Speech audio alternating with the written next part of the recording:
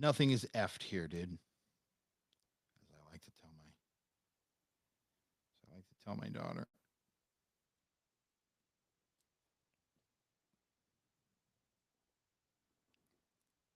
Yeah, why don't you show me? Is this thing actually loaded? Okay, just making sure. Just making sure. Does it tell everyone this is take two?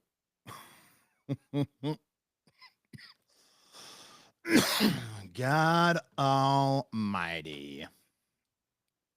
Well, if TikTok would pull its head out of its not head area, we get the full broadcast on TikTok too. I guess we could do it like this though. That's right in the can. God, you'd think I would know how to do this by now. I've done it long enough. So what this is a it's going to be the live recording of the podcast every day. So the podcast Monday through Friday comes out, and then you can share that. You can go tell people if they want to just listen, they can do that on Spotify and Apple. But I thought what we could do is we'll go live, right? And so that way, on days like today, where I, started to launch this little project, and I stayed up till 2:30, 3 o'clock in the morning yesterday, or this morning, I guess. So now we got to do just a little bit more of the what they call show prep. Got a show prep here, and that's okay. That's okay, because as Bill O'Reilly says, F it. We'll do it live. We'll do it live. Dance. Just Nelson. I don't know what I'm doing here, man. I'm trying to build an empire. Go live. Where are we going to put this? Move my little can of bubbly in my notes. Put my notes over here. Is that still in the shot? That's a wide angle shot, huh? There you go. That'll be good, I suppose. This used to be a radio show, and now it's a multimedia experience. As we prep for what we're going to do here on episode 8 of That's Just Nelson. Gaining traction already. Oh, I don't. 05, 09, 25. Take that. Grab the clip. Get everything opened up here. So part of the hangup is that like the show is being broadcast across multiple platforms. So wherever you comment at, I'll see it. It kind of aggregates everything. But if you're on YouTube, if you're on Facebook, if you're on Twitch, wherever you want to live at to watch and consume the show, you can do it that way. So we're making it really easy. The royal we is what I'm using here. TikTok is supposed to come along as well. At That's Just Nelson. It's wonderful branding, if I do say so myself, because I have to say so myself because I'm the one who came up with it.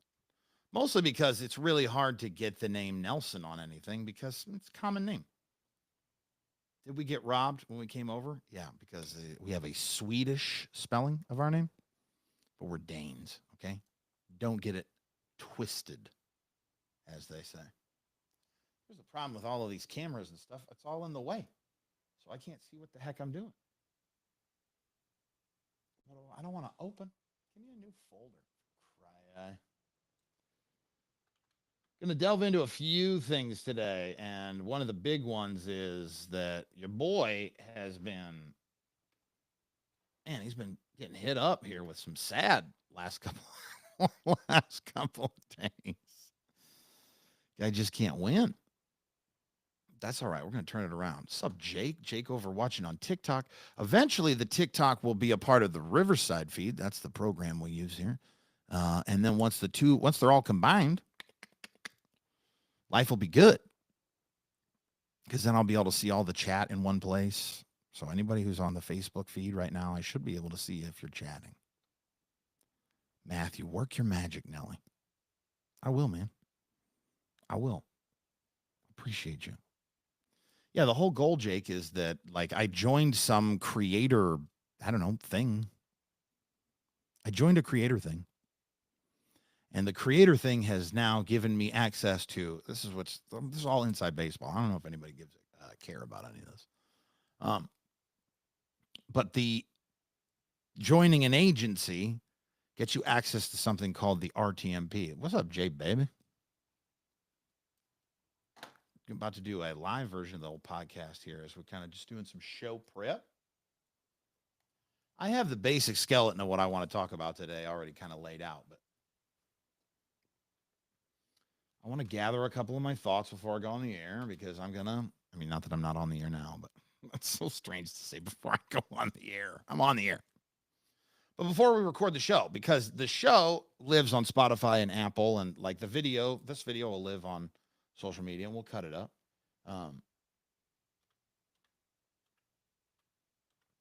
I'm in this place where I'm kind of like figuring out what it is that I want from my broadcast career now. Because up to this point, I've kind of just like, it's like we all had the same sandbox, right? We all had the same basic tools, but we were all also under the same constraints. You know, in radio, there's rules on everything, and the FCC is watching you. You ain't dreaming, Jay. You ain't dreaming. Do I want to get a Reuben today? I kind of do, Jay.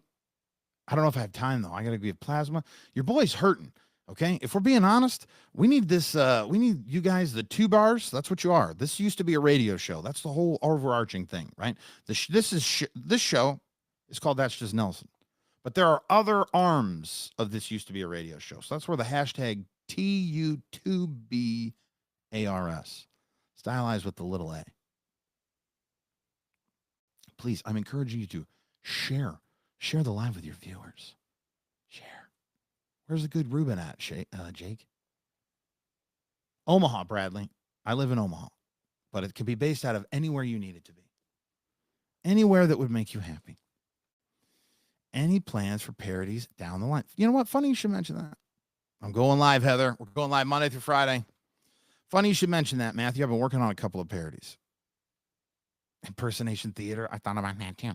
See, Matthew, the thing about that is, I haven't had a whole lot. I've had the Smoke and Barrel barbecue. It's actually really good. You're not wrong. You're not wrong, Jake. So Matthew, when I was doing my last radio gig over here out of Council Bluffs, I brought back Caitlyn Jenner, but I felt kind of weird doing Caitlyn Jenner in Omaha, and here's why. Of the like 4 or 5 impersonations that I can do, right? Like mildly, I use that term very loosely. But Caitlyn Jenner was one I was always kind of proud of. But here's the problem. My Caitlyn Jenner really isn't Caitlyn Jenner. My Caitlyn Jenner is an impersonation of this guy on the radio in Omaha named Jeff DeGan. So this guy, Jeff DeGan, does a Caitlyn Jenner, and then my Caitlyn Jenner is just essentially an impersonation. So a watered, like the Wish version of Caitlyn Jenner. This is really good. And mine's just kind of a knockoff. See, you gotta put it right up here in the nose. That's where all the vocals are at. You put it up in the nose, and then every once in a while you kind of shush. You kind of chew on some of your words. And then things are really going nice. Timu Jenner, that's right. Yeah, Shaky Jake. Mommy getting in on the TikTok. So here's the thing about the TikTok is I'm saying it like I'm old, the TikTok. But it will eventually be integrated with all of this. So like right now, I've got people across all the platforms. We got people on YouTube, we got people on Facebook, we got people on Twitch, we got people over here on TikTok. At some point, that's all going to come together in one spot. Because like TikTok's getting short shrift right now. So if you're not on YouTube, That's Just Nelson, Twitch, wherever. If you're not on those platforms, and right now you're just watching it on TikTok, All you're getting is the little microphone audio that comes off of the TikTok camera. But everyone else is getting the full radio show. You're going to miss out on sound effects and stuff. That's going to change here very shortly because I've gotten myself into some kind of, I don't know, talent agency. It's a lot less than it sounds like it is.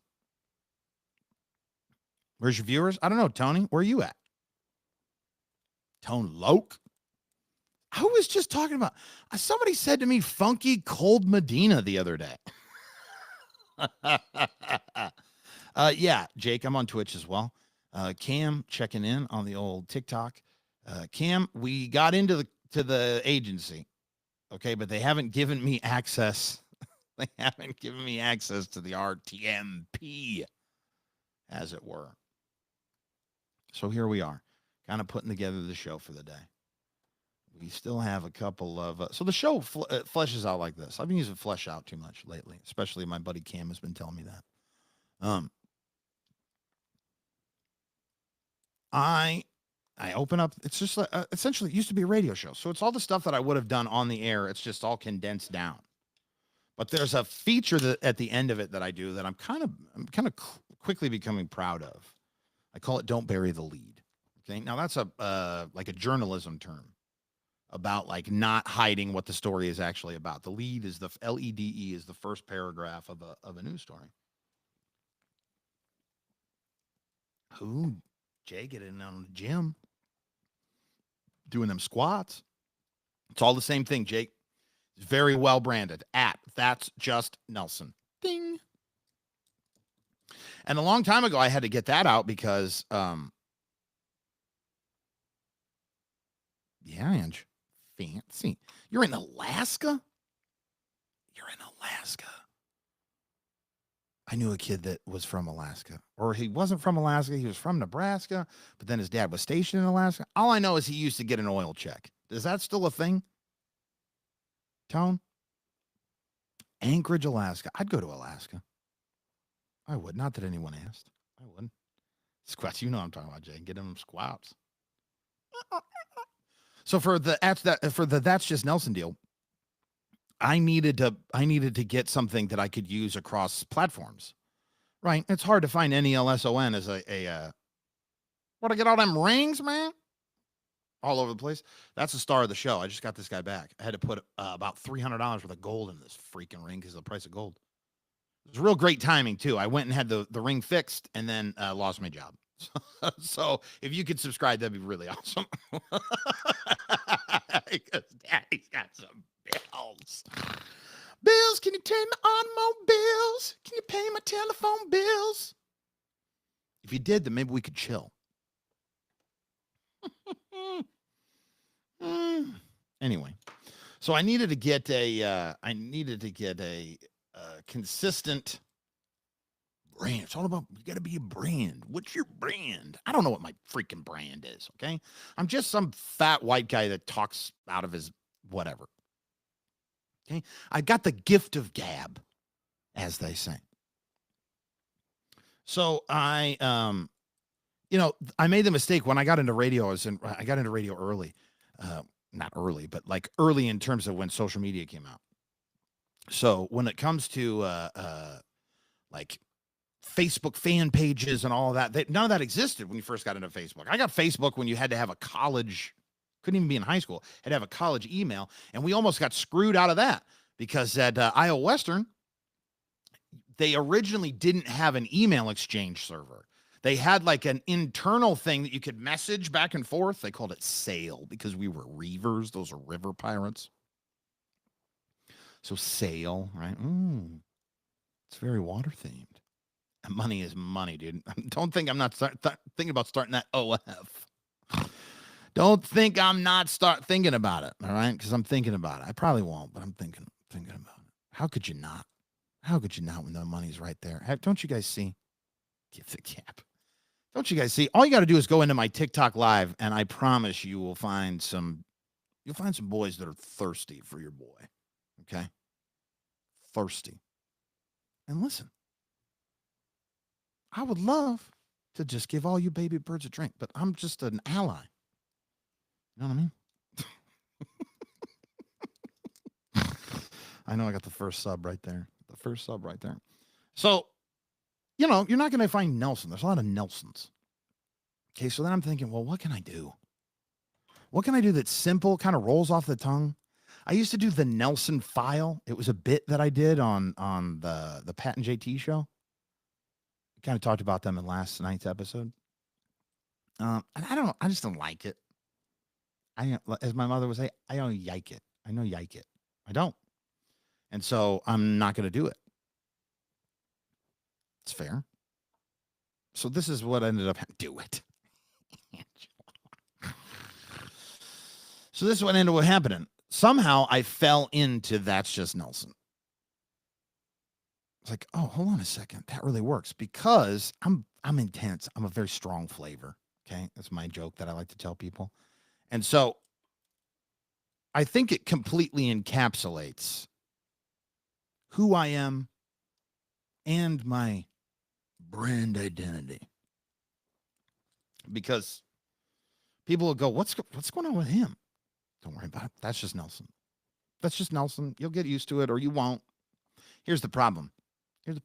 If you hate me, I feel sorry for you. And I don't feel sorry for you like in a stuck-up sort of way. Okay? I feel sorry for you because eventually that turns.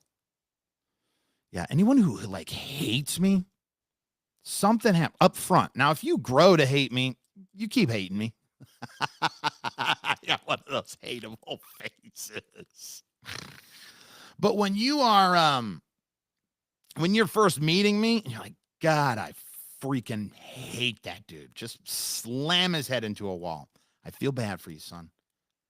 Because you and I are in the next 365 days going to become best friends. You will love me in a way that like buddies you've known for years you won't love. And if I could explain it to you, I would. It's the only reason I have anyone around me because I have this, I don't know, it's this thing. It's this magnetism. It's not autism. I've been tested, but I thought it was for a little bit. I thought I was rizzing them with the tism. But what ends up happening is like I infect you. And the people that have hated me and I have hated the most from the beginning, we end up becoming the closest friends. And I see that these properties have kind of trickled down to my kids as well. And when I say that, it's because like both of my kids had delays. Like my little boy is autistic. And so they had developmental delays. Now my daughter, she's caught up. I mean, she's like right there with all of her typically developing peers already. And there was a brief moment where my wife at the time and I were thinking, oh, what are we going to do? Right. And then all of a sudden she just blossoms.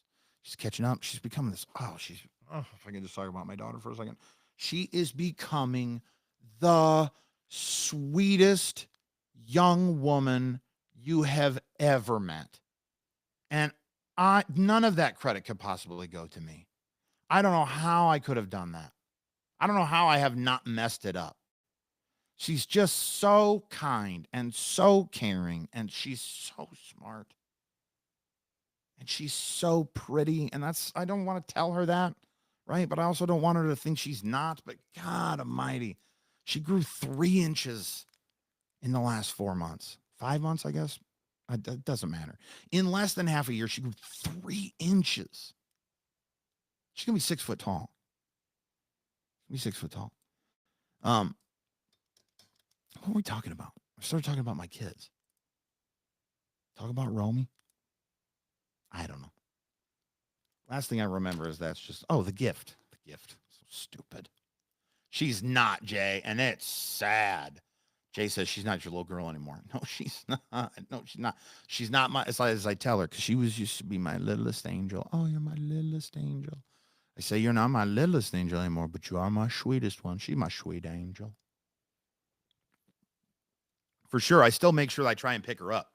That's why I'm working out now, so I can pick her up again. Because you never know when the last time you're going to pick up your kids is, right? So I want to know that I can pick up my kids till the day I die. I don't care how big they get. So I got to get strong. Get on them squats. We're gonna get strong. Now, what's up, Harvey? Oh, Tyler. We're doing it all live now, Ty. So we're going every day. I'm gonna start doing this. Of course, today I was late. So it wouldn't be Nelson if he wasn't late. Swellio. Now I just got to find I don't know what the Juliet version of that is. Tromeo. Anyone remember that? Troma films? Tromeo and Juliet. That's dirty stuff, though. I'm in job training, but let me know if you do another late night live. I will. Here's the thing. I want to get to the point where this is what I'm doing. Like, I want to do this for my life. I have given so much to radio, waiting for radio to do right by me. And in the end, I just needed to do right by myself. Yes, it does, Jacob. It should be. Is it not?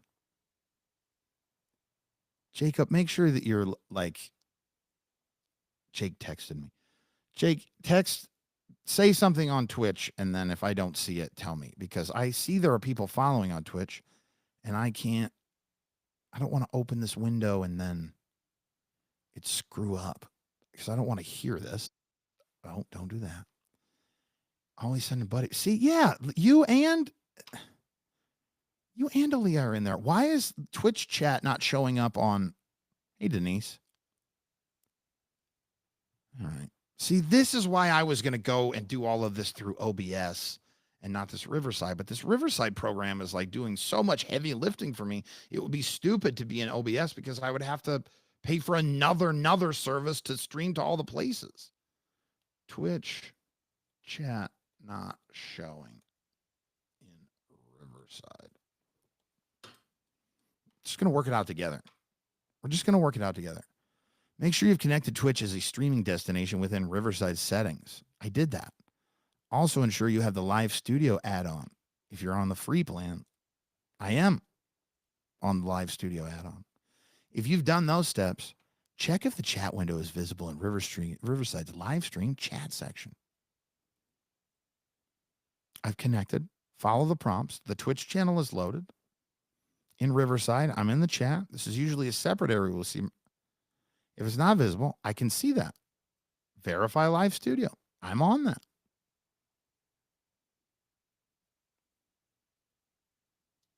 I can't refresh the page. Can I? The Shedcast. I love that. Sounds good. TikTok isn't picking up the mic. No. And here's the thing. It's going to.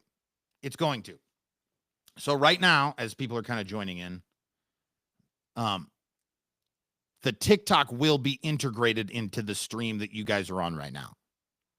But in order to do that, you have to get access to a thing called the RTMP server. All right. Well, I've got this. Maybe I can I pop out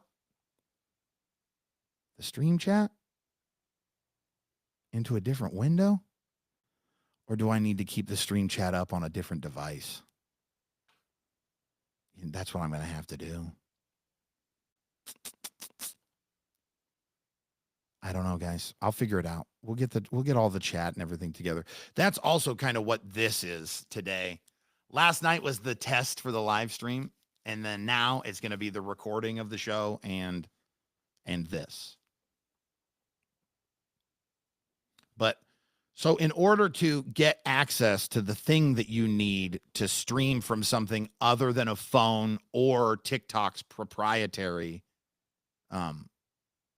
streaming thing called the Live Center, in order to get the access to the things you need, the addresses, I had to join, I don't know, it's like a talent agency. I mean, it isn't like one, it is one. And so I'm supposed to have gotten access to a Discord channel, and I mean, there's supposed to be all sorts of stuff. Hey, if you're on YouTube, are you making comments too? I guess now I have to go check the YouTube.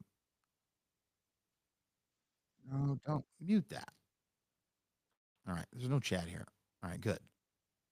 Oh yeah, Tone Loc was on YouTube. All right, Tone. So your comments were coming through. I don't know. There's 6 of you on the damn Twitch. Yeah, I'm going to have to open up this stupid window. I'm set up to give out live codes for TikTok and try to help you get with that. Are you?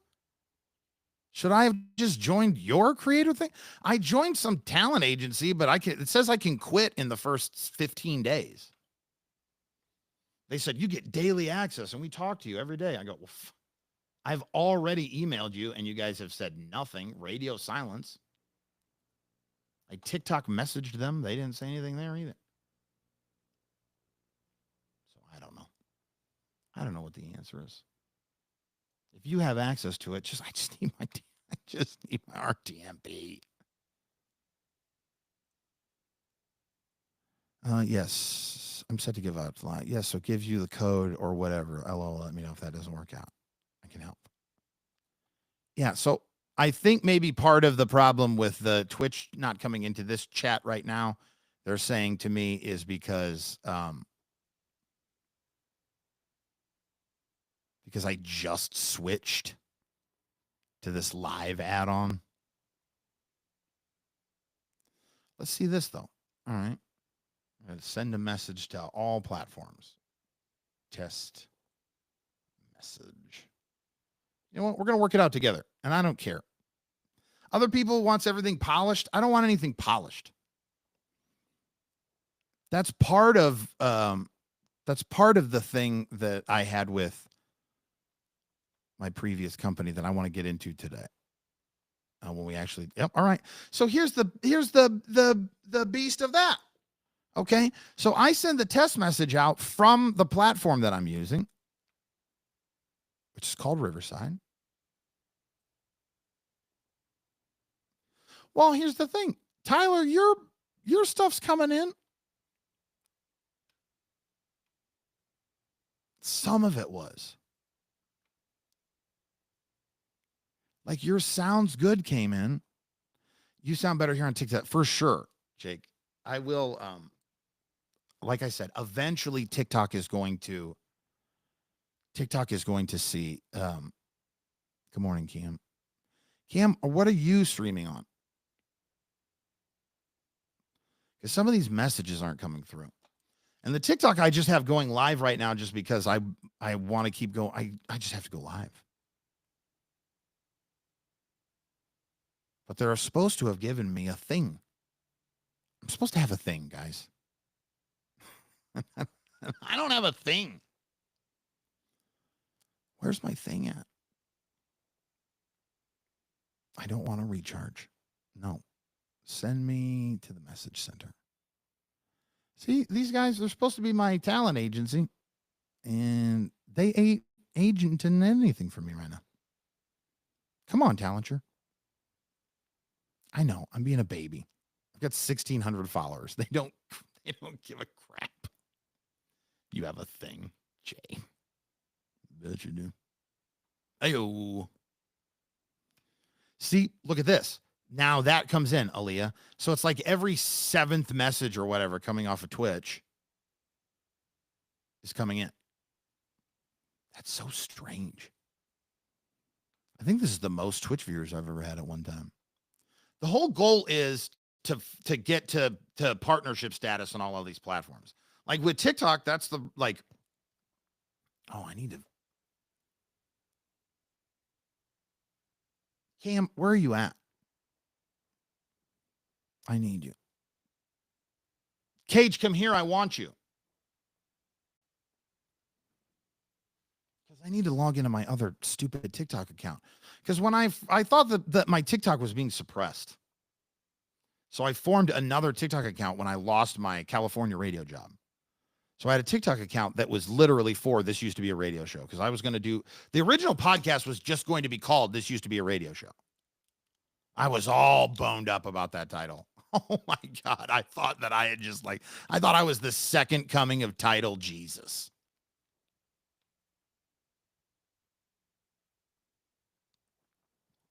It's a good title. I like that. I like there's a built-in fan base. Sounds stupid to say, but whatever. I'm a fan of things. I don't mind being in a fan base. Nelson Ramos joined on the TikTok. So for the fan base, we're going to be called tubers. T-U. It's really bad handwriting. T-U, the number 2, B-A-R-S, tubers. Tubular, tubars. It lends itself to so many things. You're in the tube. Think of all the merch opportunities. Okay. So what's the goal here? The goal here is to create a community of people that are here having some fun. Maybe you learn something every once in a while. Okay. Like now, the overarching idea for this used to be a radio show, Tubers, is almost like it's a network in and of itself. So like today, I'll be also releasing an episode of the sobriety podcast that I do called Party's Over, the question mark. And that's under the umbrella of this used to be a radio show, because that's what this used to be. I used to be a radio guy. And with your help, as we grow this and we start making ad revenue, Facebook is fine, Angela. That's why I went and found the programs I needed to make sure that I was on all the platforms. That's why you can choose if you want to be on YouTube or Facebook or Twitch or soon TikTok, as soon as they give me the thing. I need the thing.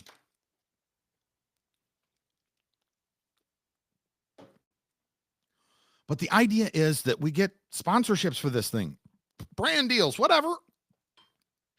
All I know is you got soft hands, boy. Look at all these rings. What am I supposed to do? Go into construction? If I didn't have a problem with paint fumes, I'd be the heir to a huge house painting company. But no, I had a dream. I like the multi-platform streaming, Aaliyah, because you never know where people are going to come in at. And in recent years, they've all the platforms have gone lax on whether or not you can do it. And it's guys like, honestly, you owe it to guys like Ninja, the streamer Ninja, because he left Twitch, made a boatload of money on that other service, whatever it was, and then it like died because it wanted to like recreate Twitch like instantly. And so it spent all this money on a guy like Ninja. And so when he comes back to Twitch, he's like, yeah, I'll come back to Twitch, but I'm also going to be on TikTok. I'm also going to be on Facebook. You're not going to stop me from doing all of these other platforms, especially because you don't know at any one time when they're just going to go terms of service and you're going to lose your account. Now, the case I would point to in the past on that specifically was Dr. Disrespect. You know, because a lot of people, that's cold. That's cold, Matthew. Matthew says you're going to make Chicago this time around. So when I was on the air in Lincoln with two of the, greatest humans, let alone broadcasters you'll ever meet, Gary and Joanna, I would always talk about how I wanted to go to Chicago to be on the radio. In fact, Gary thought I was there. Both Gary and I thought I was there. So much so that I had to tell the company, like, hey guys, I'm in the like final stretches of like inking a contract in Chicago. They're like, okay, well, we can't match it. There's nothing we can do to try and like compete. And at the time I was in, radio's done by, they call them market sizes. So when it came to Lincoln, Nebraska, that was market 169. I think it was 169. And then Omaha, where I'm at, that was market 76. I think it's 75 now. The population kind of kicked up a little bit. And then Chicago is market 3. So for the most part, the radio markets follow along the major city sizes too. So like New York is market 1, market 2 is LA, market 3 is Chicago, market 4 is San Francisco. 169. Nice, says Cam. Nice. So we thought I was gone. We all thought I was gone, and I was not gone. I stayed in Lincoln for a long time. Actually, even before. What's up, Vanessa? Vanessa, I'm so glad to see you. Okay, because I have been personally letting you down. And I'm sorry for that. Okay. We're going to go into some of it. There is a yesterday episode that wasn't posted until after midnight, but it was an episode technically for yesterday. That's when I started planning to do it. Okay. But Vanessa, of all of the members current of Two Bar Nation, of all the two bars that are out there, I think you're number one. I think you're number one. And that's not a competition. Okay. I don't want to pit you against anyone. I don't want anybody mad at me because I'm giving Vanessa all of this love. Vanessa has consistently commented on all of the podcast episodes on Spotify. She's hungry for it. She's like, "Where's this episode at? I'm upset that I don't have my episode, and I'm upset that you don't have your episode because I'm upset that I'm upsetting you." That's not what I'm looking to do.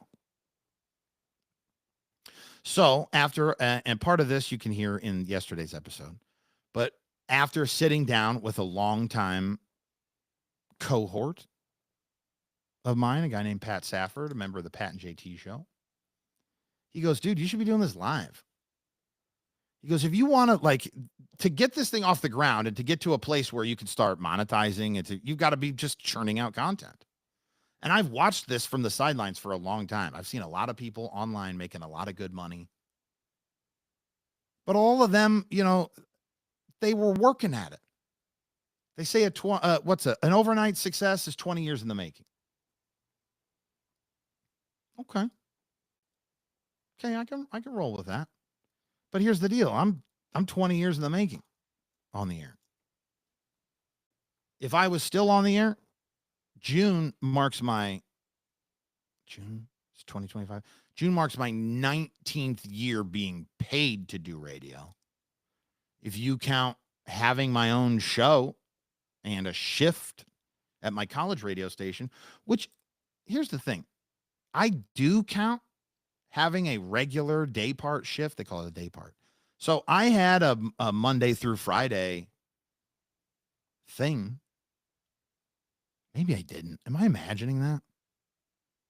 Cam, did we have whole weeks at Iowa Western? Hello, Heather. Heather, the audio, Ramona, hi, how are you? The audio on TikTok is going to get better. Okay, right now it's not great because it's just coming through the phone, right? So the other places that we're streaming the show to all have the full audio. And Marsha are in. Excellent. Nelson's Roundup. Thank you. Oh, she loves the sounds. She loves my drops. Another white guy with a freaking air horn. Thank you. And a round of applause to Cam on that one because he goes, "Dude, the other one sounds like I don't know. It doesn't sound like cheering." I don't remember what he said it sounded like, but he said he didn't like it. So he goes, "It's a little more defined." Heather and Ramona, we're playing sound effects right now on the other feeds. So as soon as TikTok gives me access to the thing that I'm waiting to get access to, then we can certainly make sure that live.tiktok maybe? Son of a gun. Live.tiktok. I don't know. There's like a TikTok live center that this creative agency is supposed to be giving me access to having, so that way I can combine all of my streams in one place. I don't know. We'll see. We'll get it eventually.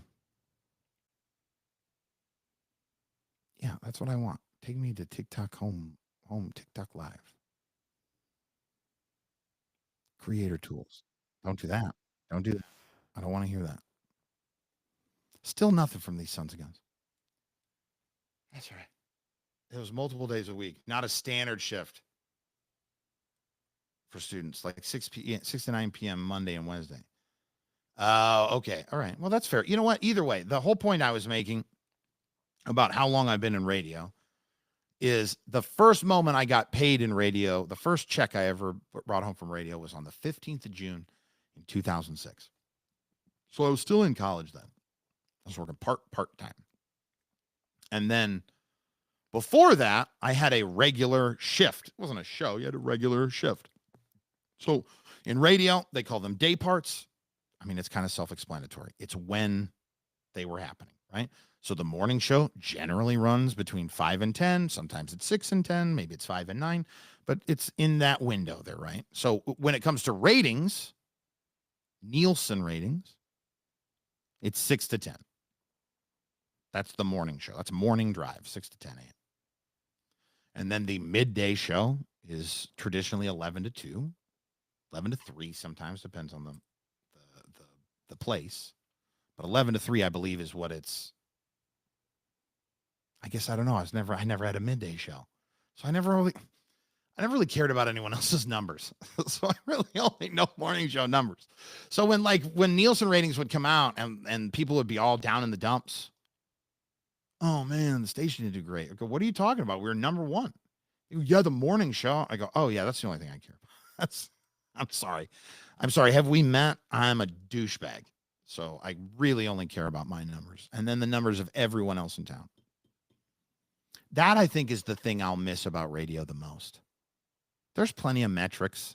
There's so many things you can look at on podcasting and live streaming and stuff like that. So for to get really lost in the weeds when it comes to numbers, there's plenty of opportunities to do that. Edwin, what's up? Hey, bud, nice to hear you. I'm saving your other show for work. That's okay. That's okay, Edwin. Do that. That was a long one last night. I think almost an hour. Yes, Vanessa, I am on Twitch. Everything is up on YouTube, Facebook, Twitch, and TikTok. But TikTok right now is a separate feed until they give me access to this. Till we get access to this thing. And then it's on. Then it's air horns. Then it's air horns and crowd applause. Then it's, where is it? 2 pounds of meth. 2 of them. 2 pounds of meth. Or, Oh my God, it's pee in my elbow. it's back when I had gout. It's when I had gout. You want a parody song? I'll give you a parody song. Let's see if this gets me kicked off.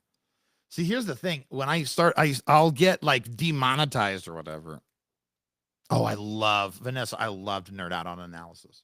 I had a boss at the job after I left the river, or not the river. After I left Froggy, I had a boss.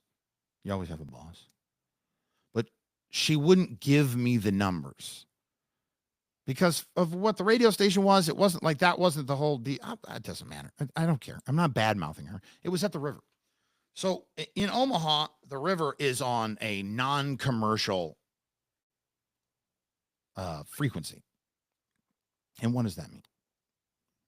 Oh, Andy Dufresne, and these numbers, they're going to go right through the roof.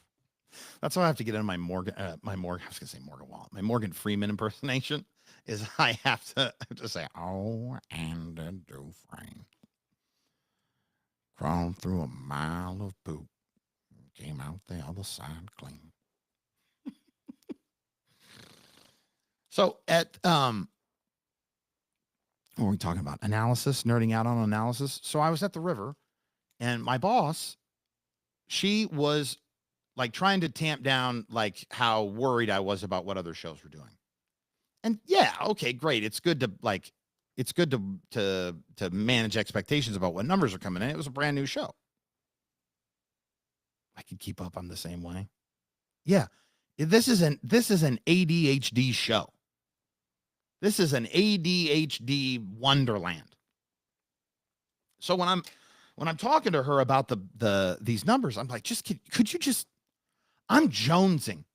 I just need to see them. Just let me look. Because you can delve down into certain hours of the day. You can kind of track in a perfect world, in the ratings world, in Omaha and markets of this size, they have what's called a diary.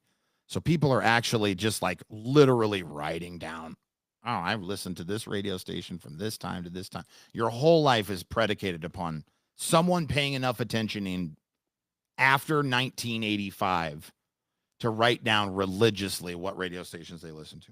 So what you find out is that people think they're listening to one radio station and they write, I listen to Sweet 98 from all day. No, you don't. No, you don't. I love Sweet 98 and I don't listen to Sweet 98 all day. No, I'm bouncing around. Because what? If you're stupid to think people aren't bouncing around because you'll skip a YouTube commercial in a heartbeat. Aren't you? You're pissed. What? The full 30? Yeah, dude, it's a 30-second.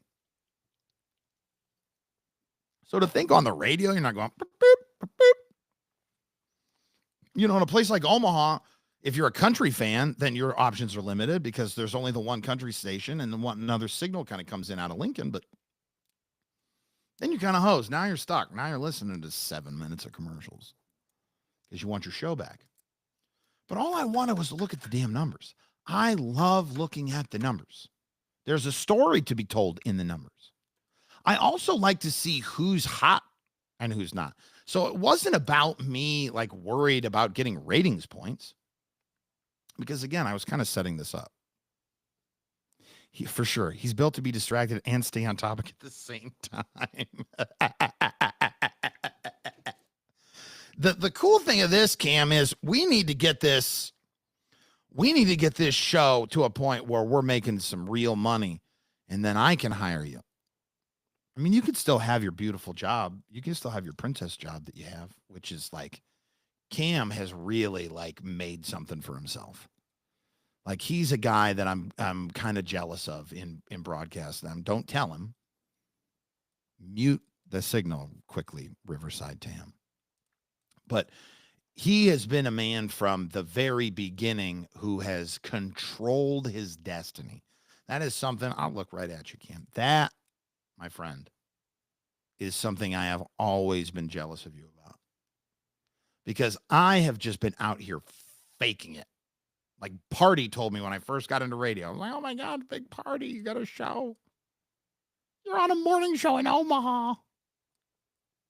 I want to be you. And I did. I'm not making fun of Party. I'm making fun of me. But I saw him because he was like leaving one job that he and I worked briefly for moments in the same building as he was going off to go be the big Party show. Now a podcast, by the way, which, side note, as we're all over the place here, Party has never been funnier. Party and Molly and that big Party podcast, the big Party show podcast they're doing over on Hurrdat, hilarious. I'm like their number one commenter on social media. I love the stuff that they're putting out.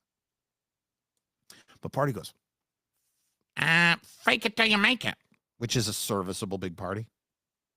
I can't, I don't want to do anything mean. I like Party a lot.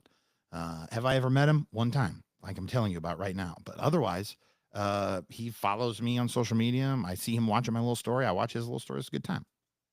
He's a good time guy. But he told me fake it till you make it. So I've been kind of doing that my whole life anyway.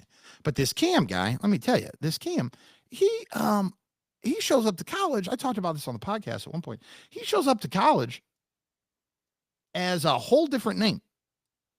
It's a whole different name. Okay. And some people know what that name is, and he can say whatever that is if he wants to say what it is. But I'll tell you this, I'll put you in on some game.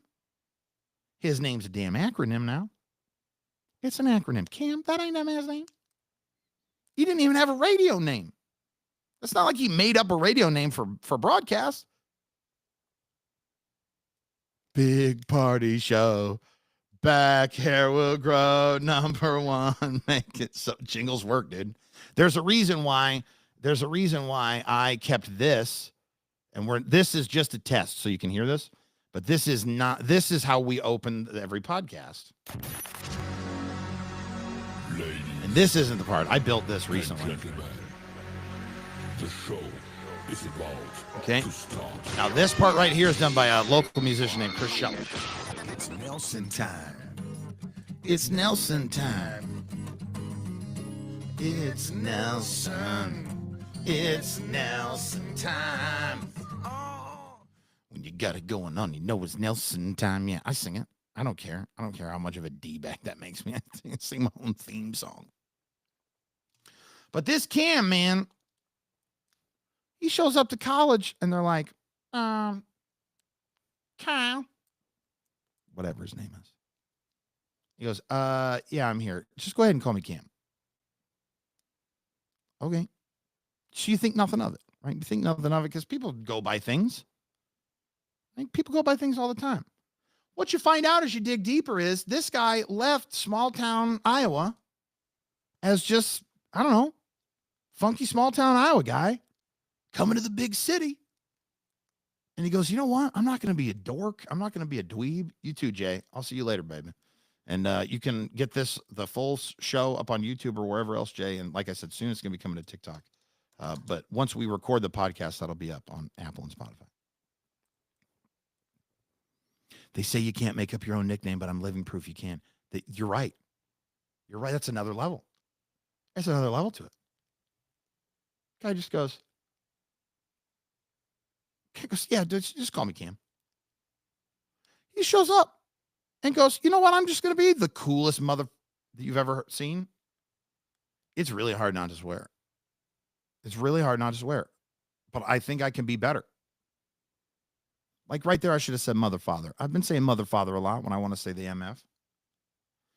And I've sworn on the lives and stuff before. Like it's not technically, it doesn't really bother me because we could do it. It's legal. We could also like, I could do it on the live, but then not do it on the podcast that I released. Isn't it?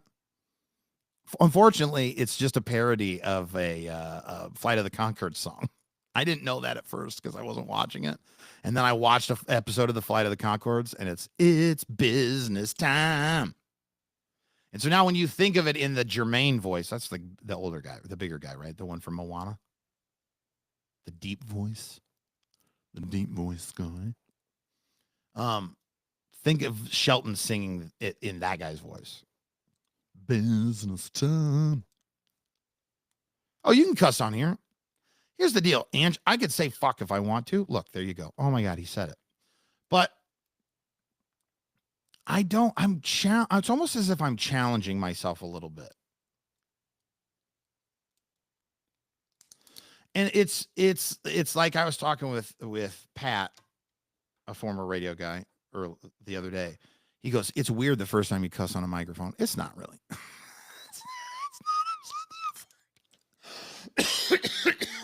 I said shit on the air when we first had Penelope, because I made some parody song, and then Gary and Kelly at the time were talking about it, and they're like, "Well, yeah, we're playing. Yeah, we got your new parody song too." And I go, "Play the shit out of it." And Gary doesn't run a delay. Gary doesn't run a delay, which is a little button that you go boop, and then the last 7 or 10 or 15 seconds, then it's gone. It just delete. Okay. But part of it is sometimes excessive swearing is a turnoff to people. And if we're being honest, like I've always prided myself on doing well on radio stations that broadcast to women. And that's not to say y'all women don't cuss.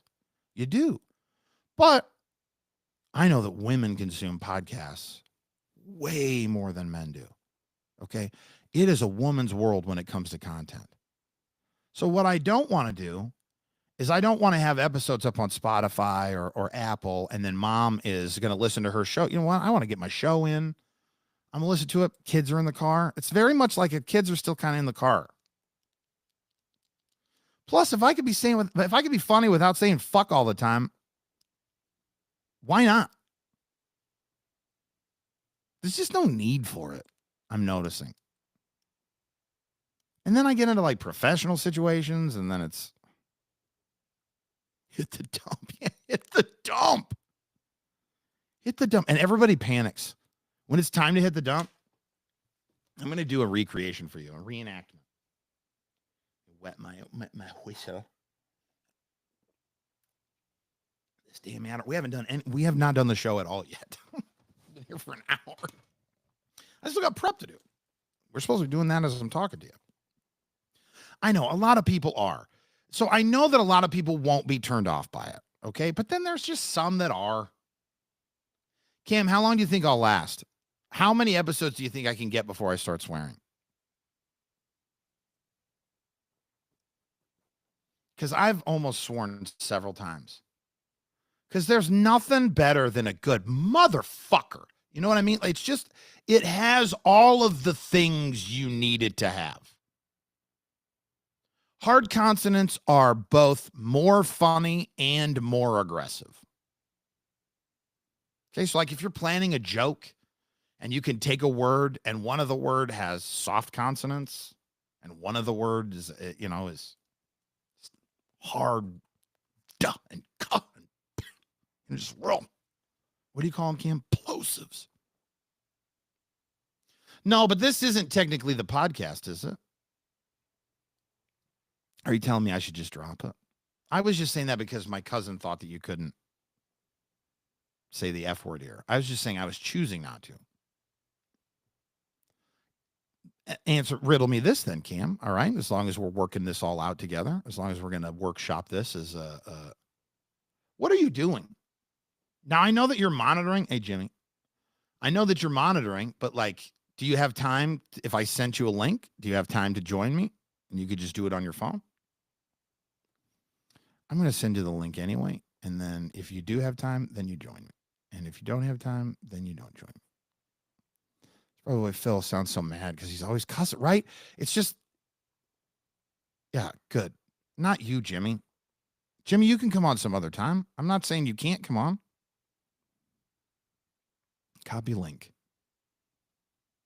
You want it to your email? Gmail.com. Cambroham. Cambroham time. Oh. Gonna go on fucking Cambroham time, yeah. Because, dude, once the floodgates come off, like, I'm really going to start swearing. And that's the other part of why I'm, like, hesitant to swear on the podcast. Maybe it doesn't matter. Maybe it does matter. I don't know what matters anymore. Nothing really matters anymore, as they say.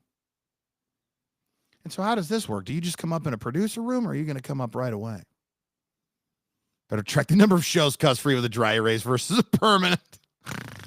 That's really good. That's really good. It's just something great about the F word. There's something good about the F word, man. There he is. Who, me? Yeah, where are you? I'm outside. On our porch? Yeah. How did you get out there? I walked. Around the house? No, I parked in the driveway and I'm been out front having a couple cigs. Getting my morning routine you in. went. I got you. You went out the front door. Yeah. I thought you were on the side porch here. No, the blinds are closed. I couldn't go that way. And you're You going could live. have you could open the blinds. I'm I not. wanna be the guy. The show's not happening right now. I mean, this is kind of a show. This is the show now. Yeah. It is kind of the show. So here's my thing. So you're right. I did drop some F-bombs there. But Is it's fair that it is not the show. So I guess you're exempt. Yeah. Right. But also, I mean, moms could be listening. You're probably not driving. I would hope you're not driving while you're on the Facebook Live. I mean, maybe you're listening to it. I don't know. I don't want to judge. I guess I don't know. I feel very much like, this is going to sound really overinflated, so please just allow the reference. I feel very much like Stern when he went to satellite. So like I was a huge Stern fan. Like I didn't get to consume him until he got onto satellite, other than like, the movie and whatever you could get online from him, or like Letterman appearances, stuff like that. So I got hard into Stern once I had Sirius for the first time. And I was going back and watching listening to old episodes. And when Sirius added video, I was doing all of that. I'm just taking as much Stern Show content in as I can. And going back and listening to them leave terrestrial and go to satellite, he goes, you know what? Just because we can doesn't mean everybody's going to be flying off the handle, and we're still going to maintain a little decorum. And it was like the second day, fuck this and shit and piss. I mean, like, It's just sometimes I really want to drop an F-bomb. And it's so hard not to. Oh, so hard not to. Yeah. And I think some things would be funnier with the F-bomb. I don't know. Yeah, definitely. I mean, I like a good F-bomb, an S-bomb definitely has its place too. S-bomb. I feel like S-bomb don't even matter. You could say shit on Sons of Anarchy, but you can't say cunt. Yeah, but it's I like hate that I just said that out loud. Oh, I hate that. I hate that I said that out loud. But that's what they would call, you know what I mean? Like, that's what a dirty, filthy guy wants to call a woman, to just be, and not like the British way. Right. British like way is playful and fun. Way. Yeah, the British way. The British way is like, oh yeah, cunt. It's not even the right word. But like, Sons of Anarchy wanted to say the C word. But instead they said gash. Well, isn't it a thing where you get like so many shits per season or something like that? No, that's cable. There's no FCC on cable. I thought that was a thing. No, there's generally accepted practices. Cable is not public broadcast. Right, but cable, as a network, they would only allow whatever. Now, as a network, they might. That's what I think. As a network, FNX, as a network, FX might go, we don't want to be that. That's because then there's still ratings. Right. Got to add a little Samuel L. Jackson seasoning, says Vanessa. The Brits are saying it all the time. I haven't been checking the fucking Twitch chat. I guess it's been coming in a little bit. I mean, it's the whole morning I've been watching since you went live, and you were really trying to keep it clean. But now that you've done your first fuck, wheels are off, man. I know, and I don't like. And you used it as an example too, which was funny. It wasn't like you said it because it was in the middle of a sentence. It was like, no, I just don't say fuck on this program. I could say fuck. You can say fuck. Here we go. Off we go. You can say fuck. With cable, they may arrange the times to show something with bad words. They will. They'll put it in later segments of TV. In radio and broadcast television, public broadcast television, they had what's called safe harbor. So it was looser rules. But like the FCC was about more than just and is about more than just what are you talking about? Swearing. Like, that's the thing. I love telling this to people. It's one of my favorite facts that I know about the FCC. There is no government manual. There is nowhere in any bylaw. There's nothing written down anywhere. The word fuck is not anywhere on a piece of paper in the FCC. It's called indecency. And indecency requires only one thing, and that is you be offended. Now, if you are offended, you can then complain to the FCC, and the FCC will weigh whether or not what was done would be generally accepted as offensive. That's the burden of proof. Yeah, so like if you're on the radio and a caller calls in and says something that you have to dump or you don't quite get it dumped. You don't get it dumped right or whatever. Yeah, people won't complain so much about that because it's totally not your control at that point. But if you, as the host, start going off on a expletive-laden rant, then they might have an issue with the FCC there. Yep. Also, it was even more than that. Like, you can't be what's called titillating. Ooh, I love that word. So I can call, like, technically on the air, I could call you an asshole, but I couldn't say stick it in your asshole. Yeah. I couldn't say he, she, what, you couldn't say an act of penetration into that same orifice. Right. Or like you could say balls, but if you say put your balls in my mouth, that's different. Right. You couldn't say anything like that. You can't say anything that's overtly sexually charged. And it used you're to welcome be, for that drop too. So there you go. Yeah, I know. I'm clipping it. Hold on. What's the button I hit? M. Clip created from Marker. Thank you. Put your bear in my mouth. All of them. Mr. Bucket. You put your balls in my mouth, Mr. Bucket, and then I spit them back out, Mr. Bucket. I don't think you put the balls into Mr. Bucket's mouth. No, you put them in the top, and then he spits them out of his mouth. Spits them out of his mouth. Yeah. But I always thought that, Mr. Bucket, put your balls in my mouth. It's catchy. Catchy. Sing it to your next lady friend if you're out there as you're watching this. You go, you know what? I got a song for her today. She walks in. You go, hey, baby, I'm Mr. Bucket. You put your balls in my mouth. Wait, hold on. That doesn't work. That's like, hold on. Scratch that. That's not gonna. What are her balls? So what have we decided then? That I'm not going to swear on the actual podcast? Because I feel like I'm not even going to be good at that. Yeah, I mean, you've been doing pretty all right. There's been a couple moments where you almost just let it. And I know, and I feel like I'm robbing the audience of something. But I think as we've discussed, I think you just talked about it a little bit ago too. It's like being able to paint that picture without using those words is even more creative and sometimes funnier. Right. Pending. I like right? that. I think you sold me on it again. Like sometimes you need a good hard fuck.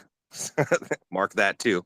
But if you could find a better way to say it, then it's going to be better for you and possibly better for the listener, especially if the kids are in the car. Like one of my favorite examples of when I was saying something super dirty on the radio was I was explaining how I got into a road rage incident with a guy. And the guy cut me off. Then I cut him off because I'm pissed. And then he cuts me off again. And then he does this motion. I could see him. He's in front of me. He's looking back at me and he's going. Okay? And so I wanted to tell that story on the radio. I'm going to try, Ange. I'm going to try to use cursing in moderation. I tried to tell that story on the radio and I want to really drive it home. And so I go, yeah. And then after he cuts me off, he did a hand signal that was basically he was trying to tell me that I was a rooster lollipop. And I think rooster lollipop is maybe the best way to dance around the word cocksucker that I've ever heard in my life. And I'm not just saying it because I invented it. Because when you say it to people, then they go, hold on, is that rooster lollipop? And then you got to think about it. And you go, oh, I get it. You get to watch it come over them in waves. Okay, so it's settled. I'm not going to swear on the actual podcast. But I'll give you till at least episode 30 before you really start breaking down long. And like you're almost like fiending to cuss. You're kind of shaking. I am. You know what I mean? I know. I noticed it the other day. It was. Oof. Why are you asking me to fix this, TikTok? Have I been live for too long? Oh no. TikTok just had me do a CAPTCHA in the middle of my live. Are you a robot? Yeah, like at what point do you already know or not know if I'm a robot? Unstable connection. Was it the picture capture or was it the weird letters that you kind of can't read sometimes? No, it was the slide a puzzle piece. Oh. That's a new one for me. Oh, you've not seen the slide a puzzle piece? No. Yeah. Rooster lollipop is iconic. Rooster lollipop. All right, buddy. I think I've taken taken over too much of your show. I'm gonna peace out. Okay, bye, buddy. Or the not show, I guess. Right, the show's preamble to the show. Yeah, the show's gonna start any second. It's just been an hour. Live at 10:45. Nope. Listen, I was live at 9:30. I was live. Fuck it, we'll go at noon. Fuck it, we'll go at 5. Live at 5. Live at 5. We're like the news. Yeah. Oh my God, that's something they wanted. I'll let you go, but like they wanted so much news on that other radio station I was on. So we gotta have a lot of news content. I go, do we though? Are people not getting their news in other places already? Are people coming to the radio for news? I mean, maybe they are. I didn't feel like they were. That's That's just me. What do I know? That's just Nelson. Just some schmuck. Sounds like a rad band name. We'll do it at 5. Fuck it, we'll do it at 5. So now we got to get the little pieces of the show put together. Like I've got to get my little bury the lead. So we just kind of take a look around at some different news stories from the area. Not the area necessarily.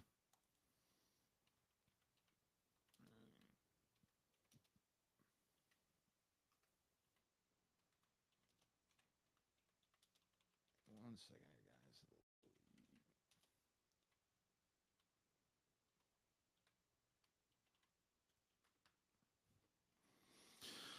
News radio is for news. Music radio is for fun and music. LOL. What about talking radio? I want just talking radio. I'm so just over it. You know what I mean? I'm just over it. I just got into radio to talk. Like, there's a lot of other people that are like, I'm in it for the music. The music is so pure to me. I was like, that's okay. I'm happy for you. But that's not my gig. My gig is I want to tell people stories. My gig is I want to tell people about my life. And then we're going to get into some of that once we actually start filming the actual podcast here. Once we start recording the podcast. This is all just the pre-show. This is all just the, hey, man, if I do this well enough, I can afford to eat show. Okay. The ultimate goal is to feed my family from broadcast.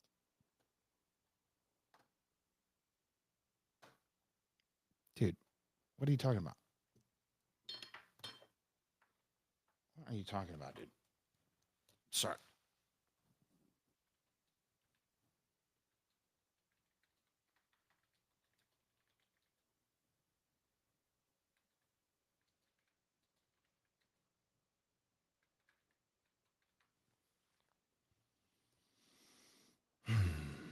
Watch it, bud.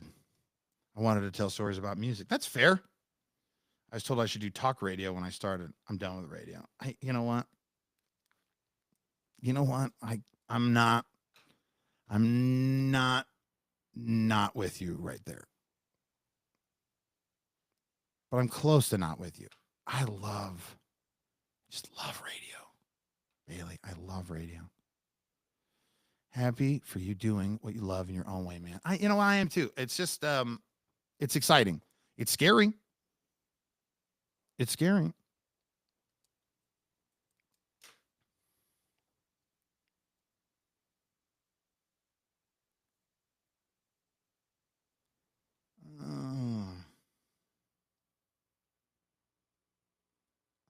That's really good. Good. Looking good. Thank you. I've been told I look good in blue. Told your boy is better in blue.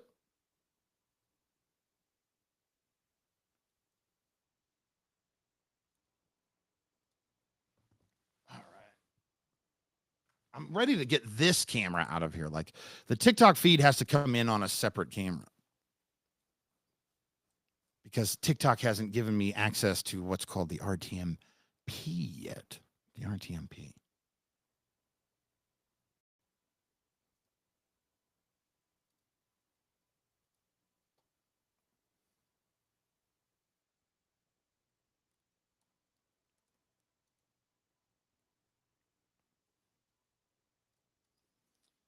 Paste.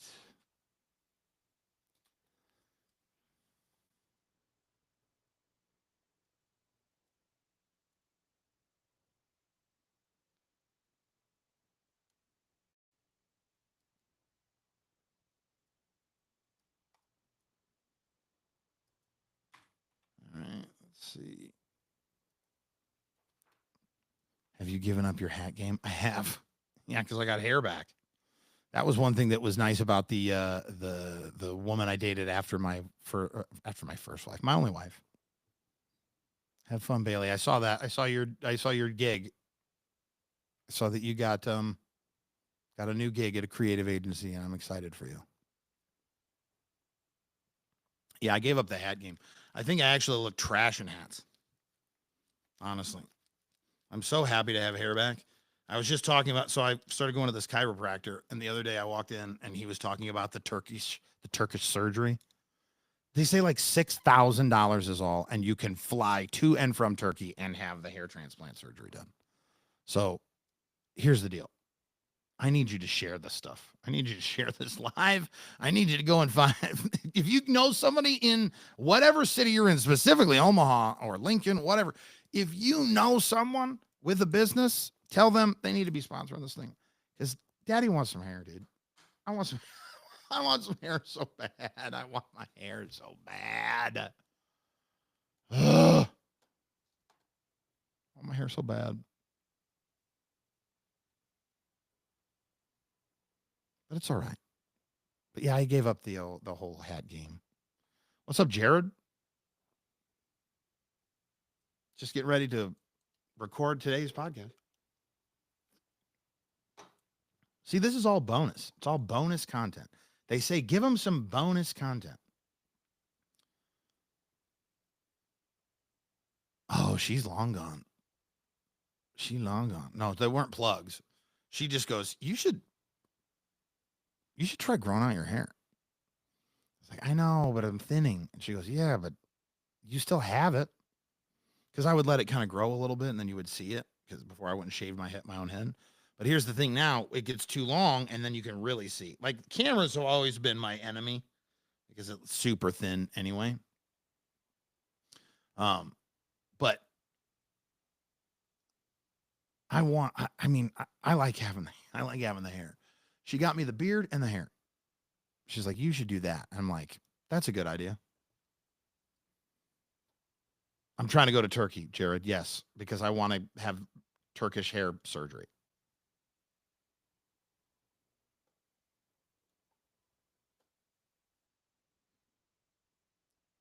God almighty. So here's the deal.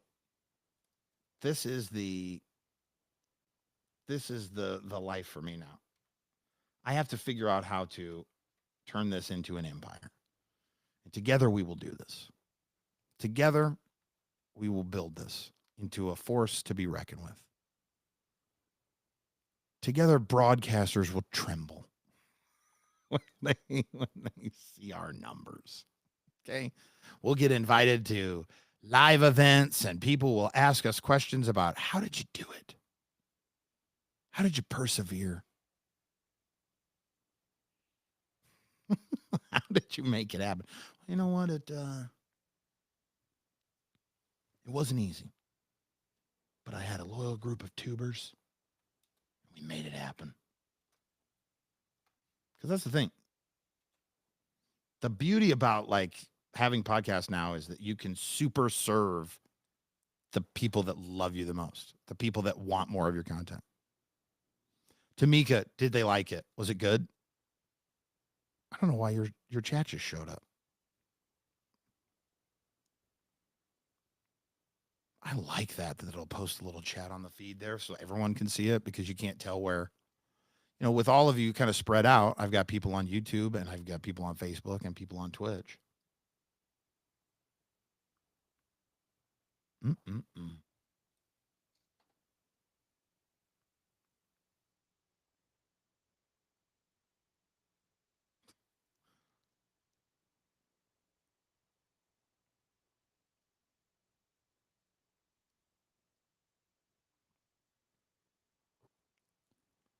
Oh, see, that makes me want to do it even more. It's cheaper than a boob job. I don't even think you can get one boobie done for $6,000. You definitely can't get new butt. That's one cheek at best.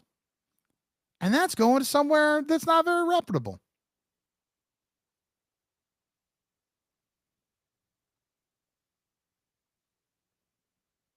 We just need to grow this thing. I need to first make a rent payment, and then I need to make $6,000 hair payment. Is that so much to ask? Guy just wants $6,000 for hair?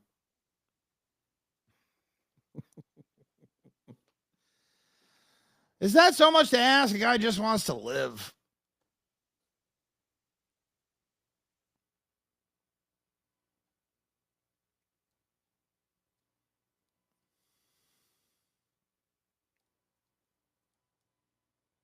Guy just wants to live. So what do we got to cover today? So for the show, here's my notes. God, I really needed this. You guys, thank you. Like I've just needed this immediacy, this level of interaction that I haven't had in a while. It makes me miss a lot of the stuff that we were doing, Gary and Johanna and I. The show rundown as follows is I've had a rough couple of days, and I want to get into a relationship that I just ended, or a relationship that just ended, I guess. And I want to we got to touch on Mother's Day, right? Because that's up on Sunday. But I want to go through the last couple of years.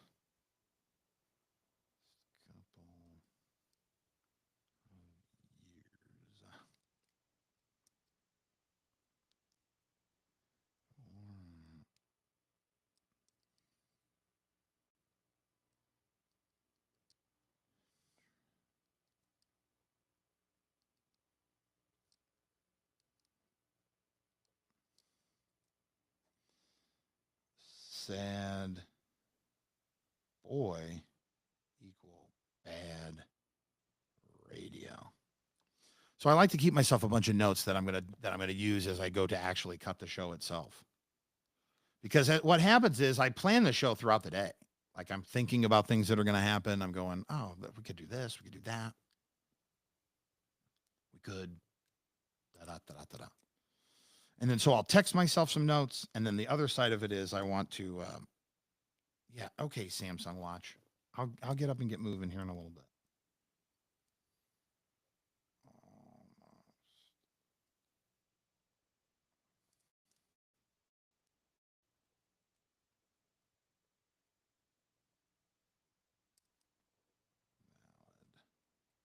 Points. All right. Last couple of years, divorce, therapy, sad, almost fired, air check. All right. I think that kind of takes us into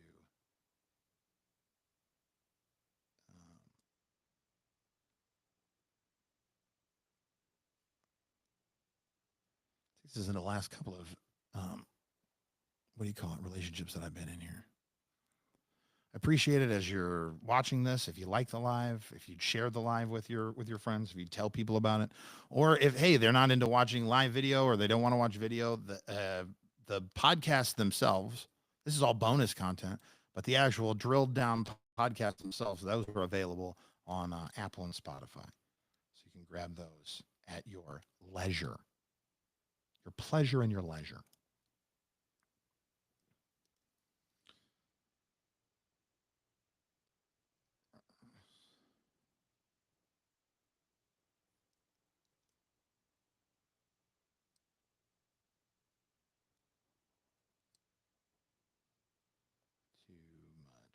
When you just too much, man. Speaking of Mom's Day, how are you and Rosemary? We're doing all right. Her mom actually just died. That's part of why I've been kind of bummed out. So I gotta probably do something nice for her. She doesn't do anything for me for Father's Day now. I don't do anything necessary for her for Mother's Day. I make sure the kids acknowledge it. We work well as co-parents. When I moved back from California, I moved into her spare bedroom, and that got ugly. That got ugly.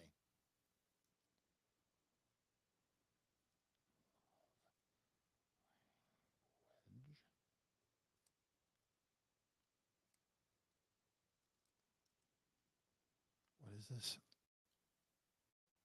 Attachment. I covered attachment types.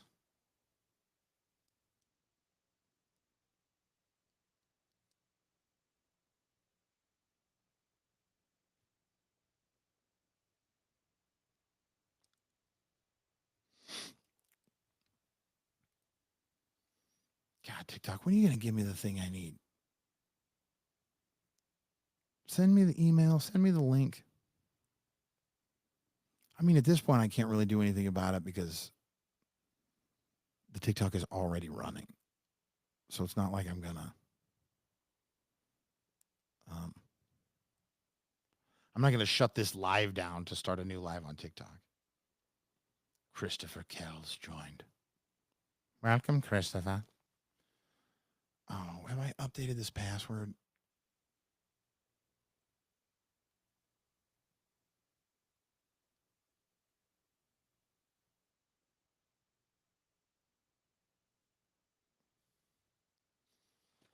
Oh, I hate it when it doesn't have your password saved.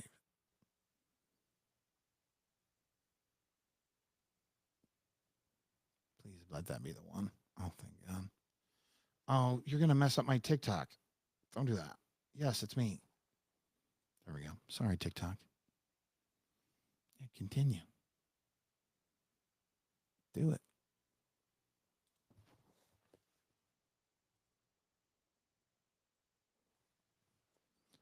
Create a PIN number to make signing in seamless and easier. What? That's the PIN, dude. It's the only PIN I have.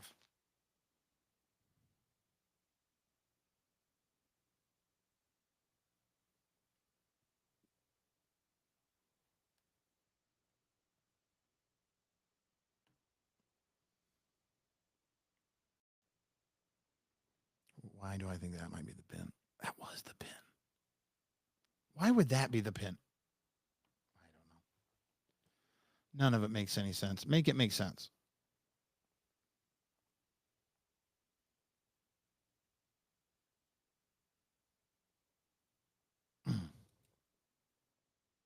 Anyway. Yeah, okay. Security alert. I know. I'm the one who violated my security. It's just me.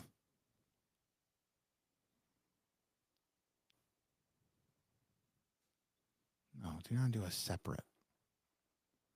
Do no separate.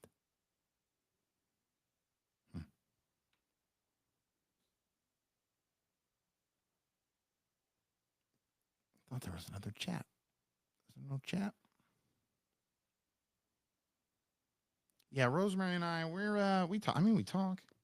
Obviously, you know, I was a testament to me and the end of my marriage is like when my ex-mother-in-law died. Like I was up there at the funeral, and it wasn't like I just went in for just the funeral and then I left. I'm hanging out. I'm getting hugs from the family. I mean, like the family still loves me. And my ex-wife still loves me in a way. It's not the same way. She don't love me. You know what I mean? But she has love for me. Like I have love for her. It doesn't matter what issues that we had that came up. I'm missing something in my notes here. I know there's something that I'm not going to hit. I know I'm going to screw up. Like I've got this in my head, how I want this to go. Because I'm going to talk about my most recent relationship. And I'm not, what we're not going to do is we're not going to be crap on my ex guy. Okay. Because that's not the move. That ain't it. Okay. It's not a good look, and it's not a look I want to even entertain. How did I lose that? Where'd you go? How do you set something down like right next to you and then lose it? Are you kidding me right now? It was literally right next to me. Gotcha.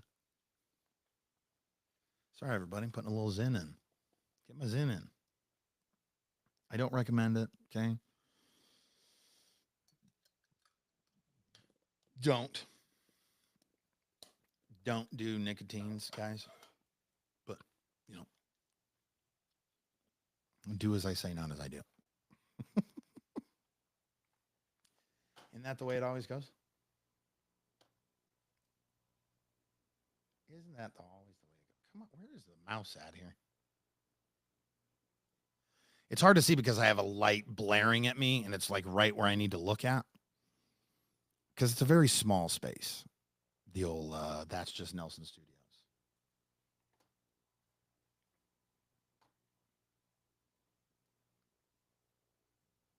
Okay.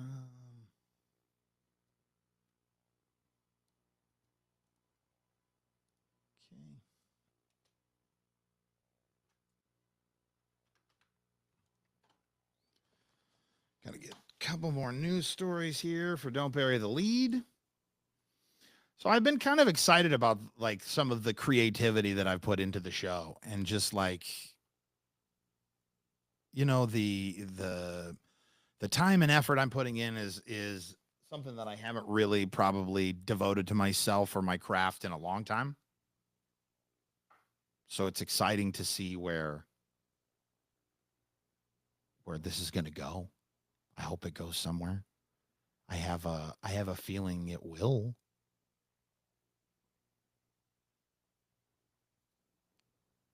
What is this?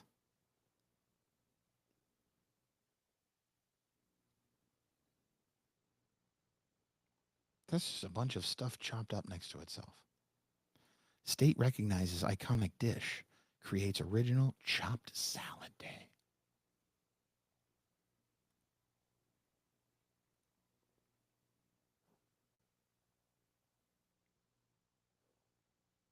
Don't search the web. Don't search the web. Don't do that.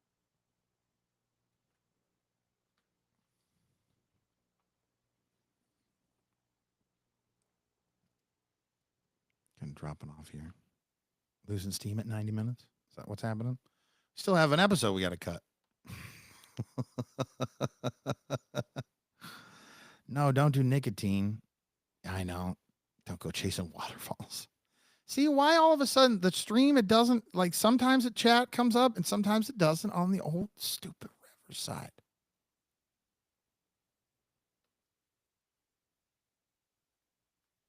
What do I have to do to get this thing to sync correctly?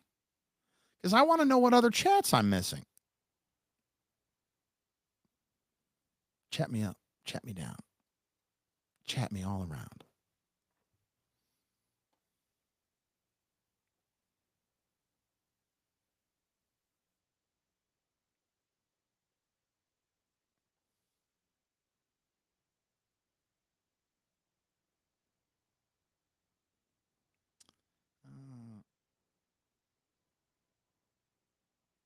Still love Body Like a Backhoe. Best remake ever. Oh, you like Body Like a Backhoe, do you?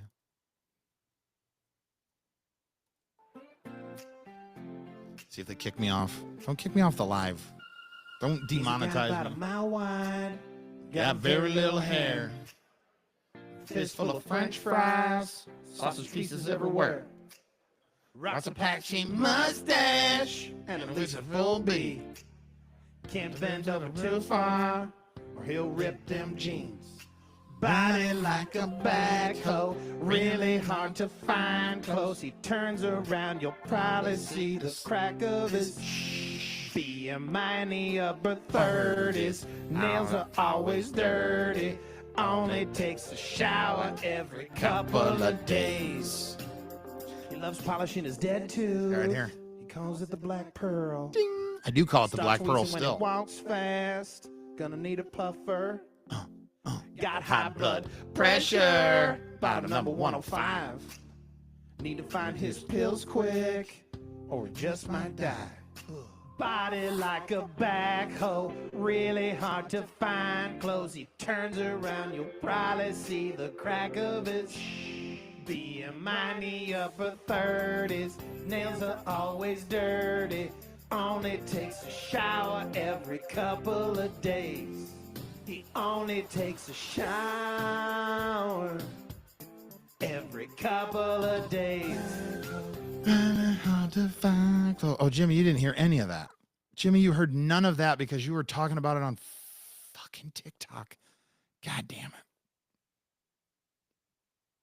Not the same without the video. That I don't think I can put up here, can I? Let's see. Let's explore the space. There's the marker. Here's my microphone. Can I add? Play audio and video files. I think I might be able to do that. I'm not 100% certain. We'll work on it, Matthew. We'll work on getting side-by-side video content as well. What else am I live on? Jimmy, I'm live on YouTube, Facebook, and Twitch, all at That's Just Nelson. But by tomorrow or by Monday's show, I should be the same kind of live on TikTok as well. So, like, if you don't want to, like, you want to check it out and have full screen, full steam, but you also want to be on the TikTok channel, that is coming. But it's something that you have to, like, you got to buy that. You don't have to buy it. I had to join a group.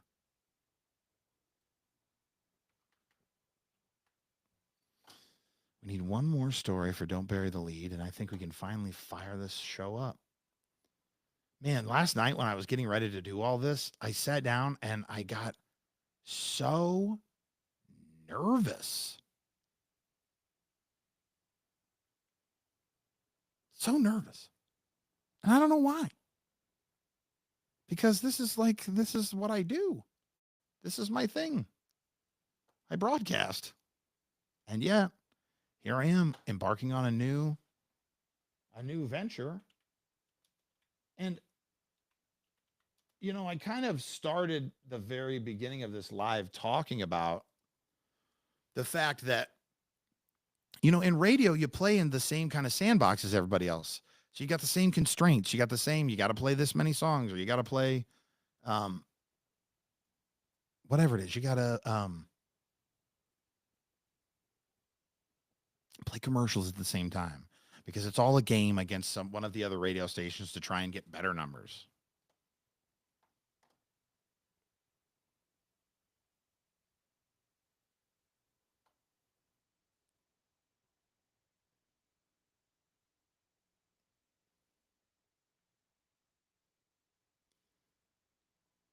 Let's go.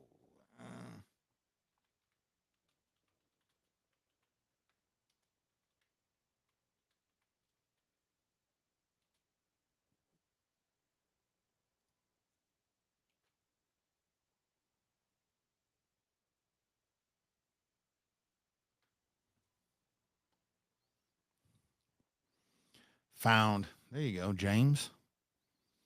Good work, my guy. Good work. Facebook. Oh, you know what? Now I'm seeing that they're showing where you guys are at, like where the comments come from. I knew that it would show that if I clicked there. I could see that the OF would show up.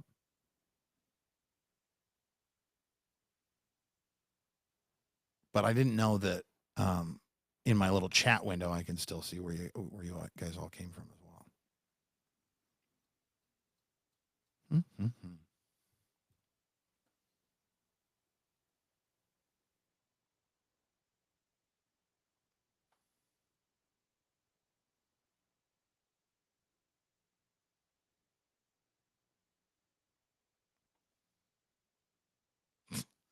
That is dark. God.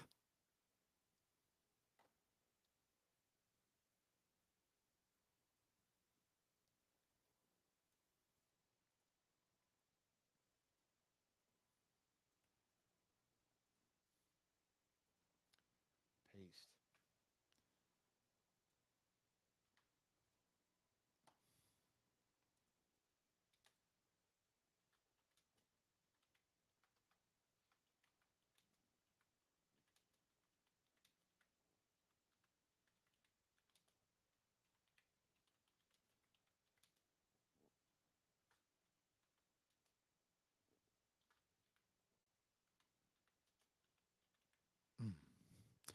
Froggy's never been the same without you. Don't say that to their numbers.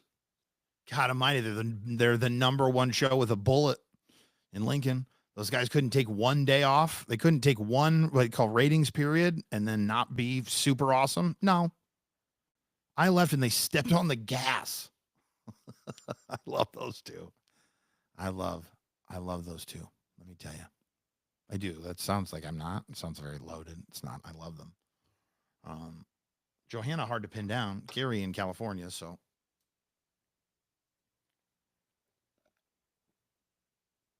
Need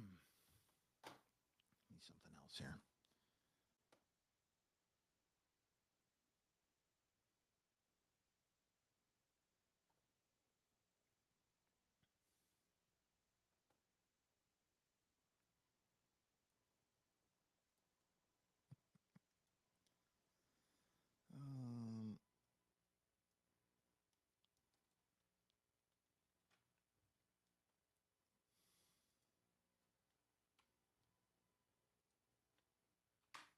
Oh, don't do that.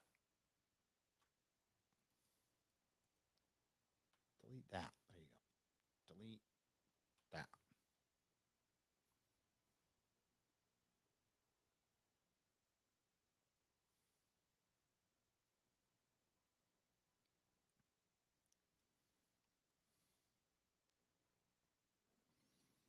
Listen, I got to hop into stuff and things at work. Happy to see you. Happy to see you too, Vanessa. So look, you got all bonus content, and now later on today, you'll have a full episode that you can go tear into as well, because we haven't even got into any of the stuff that I wanted to talk about today. Yeah, Omaha is my Omaha. I'm actually back, James. I went to Omaha. I lived in Omaha the whole time, but I left Froggy. I was working on the air in Omaha, and then I went to California for a year.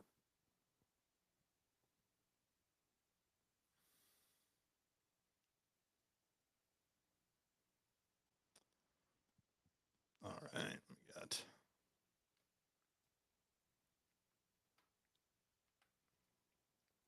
Don't bury the lead is finished.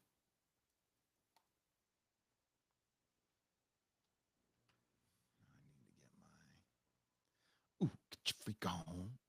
I got a parody song coming out, I think, soon about a ice cream parlor. Ooh, get your freak on. Get your freak on. Get your freak on. Stupid. Just the dumbest show that has ever existed. But I don't care. Apparently, other people don't care either. Make sure as you're following along, you're sharing the live with people.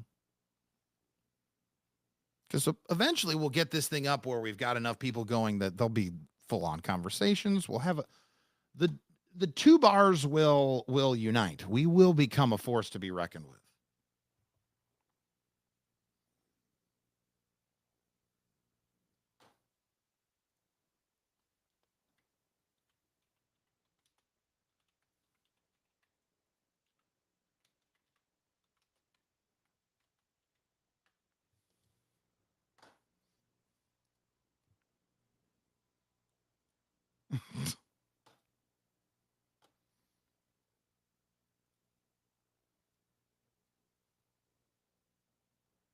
Oh, come on, you son of a gun.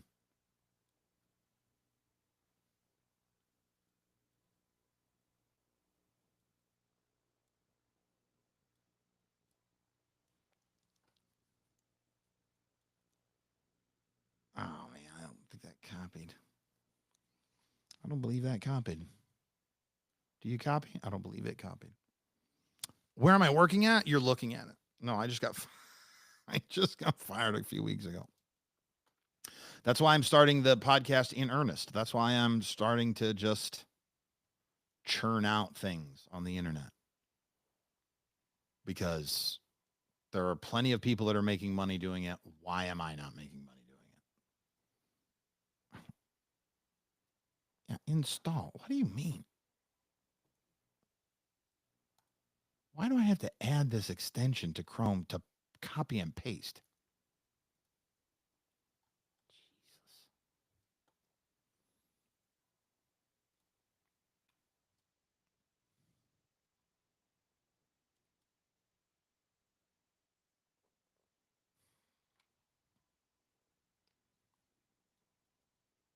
Ooh, that's good. That is good.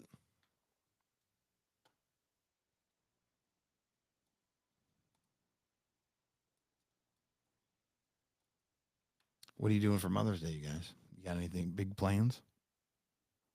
No, that's James. This is exactly why I need as many people to watch and share. And like, I need to build a team here.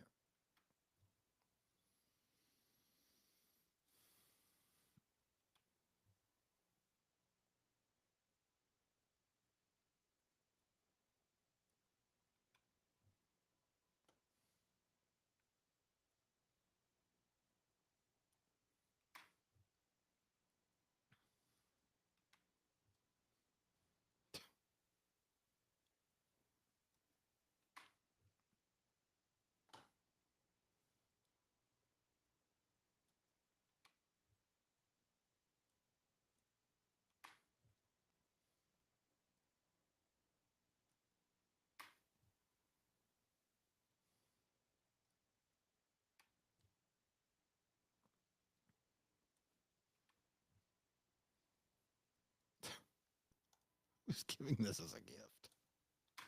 This really is an awful list.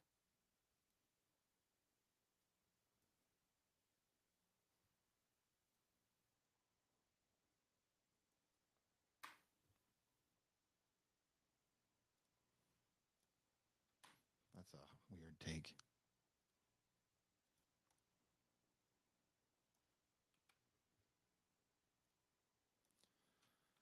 That's a strange take on that there. All right. Where are we at here? Just about ready to fire up this freaking podcast for the first, not the first time. We did a live dry run yesterday, but and what? Also, see, I knew there was something wrong about the size of that.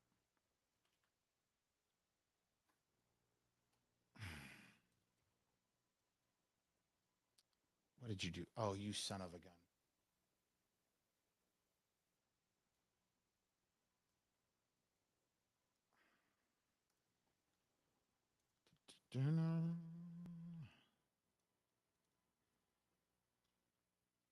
Bad. Mother's Day gifts. What's the worst thing you ever got Mom for Mother's Day?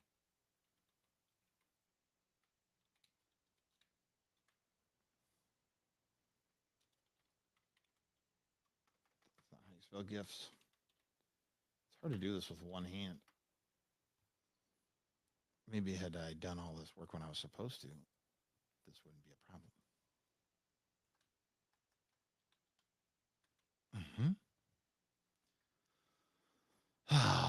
What else? Anything? Oh, apparently somebody now has my Aunt Doris's old cell phone number because she's dead. So there's no way that she could be on Snapchat. But here we are. Here we be. Make sure you're subscribing. Subscribe. You got to subscribe to the sure. Show sheet template. Got to get all of our ducks in a row here. Make a copy. Making copies. Imagine a guy made a whole career off of that. I'm making copies. Let me get one copy guy. You know what I mean? Let me make one character.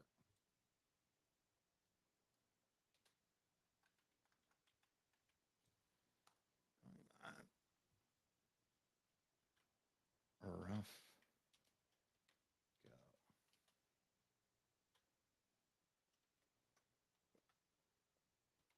Working.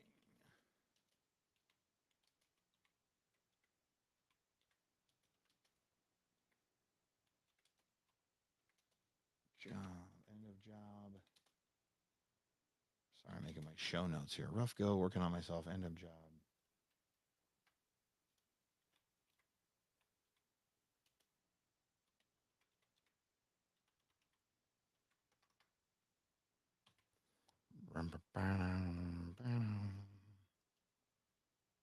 Worst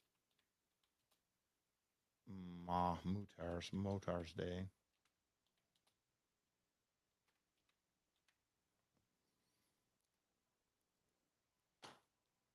What are my stories for this?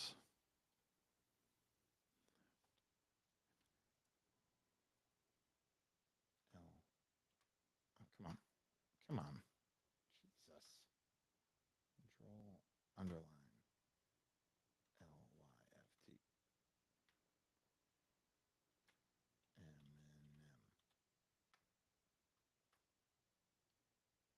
Eminem. Eminem.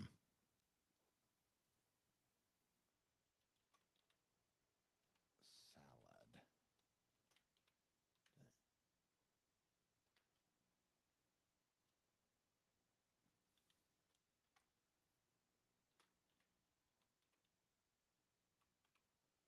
Okay. What do we do for this segment? So we got the intro planned out. We got the segment 2 planned out. I need something for segment 3. What were my floats? What was some stuff I've been meaning to get to that I haven't gotten to recently?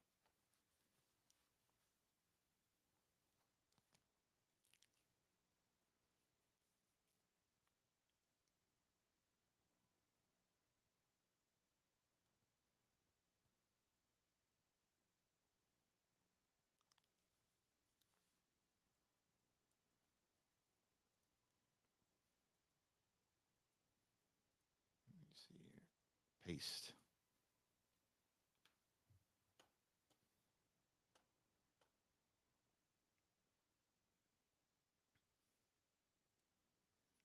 This will be good.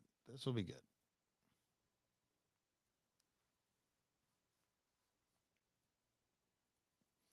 I know you got to talk, but sometimes it's hard to talk and think at the same time.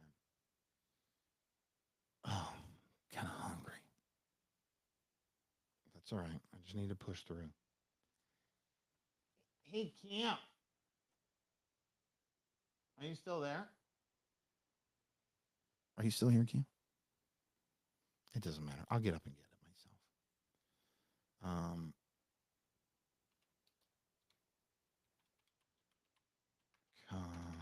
Come on. My cams that I'm using are in the way.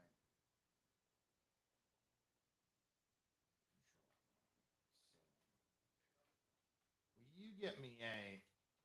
I didn't realize you were that far away. I wouldn't have made you come all this way for it. Will you get me a string cheese?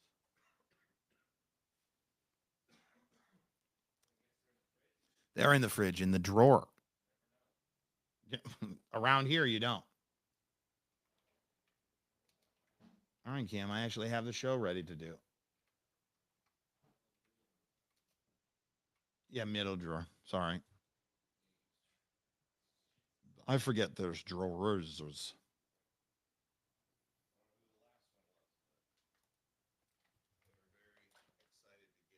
Oh. What? What the hell, Penelope? What the hellopy? Penelope? I need more nicknames for her. Roman's got so many nicknames, so many variations of Bubba. He's Bub. He's Bubba. He's Bub. He's the Bub Lub Dub. He's the Bubba Boy. He's the Bubba Booey.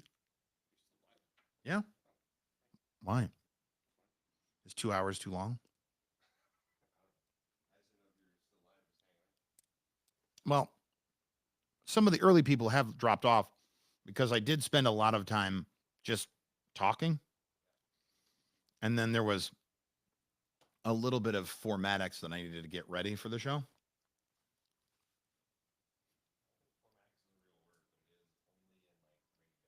Is it?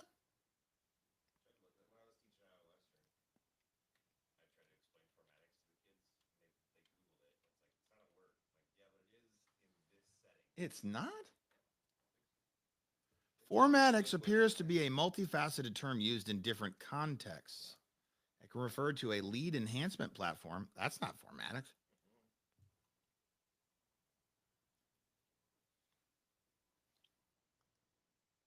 Yeah, there's not like a...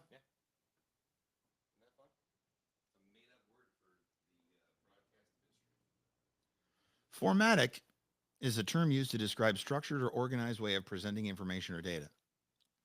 It refers to a specific format or layout used to display content, typically in a consistent and standardized manner. The formatic approach, that's from ChatGPT. That's not even, there's no dictionary entry on formatics. Dude's blowing my mind up right now. You're blowing my mind up right now, man.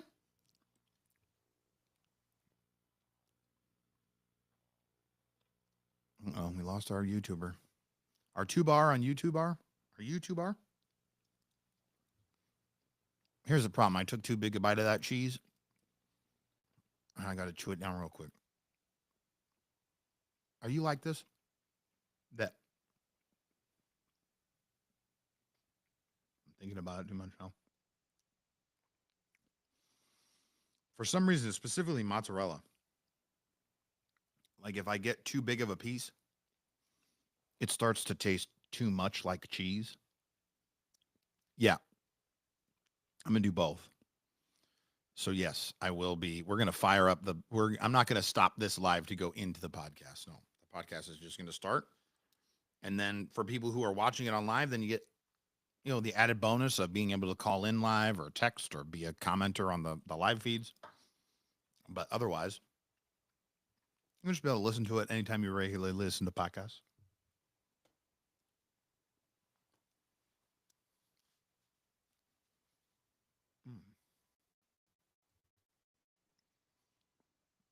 Mm-mm.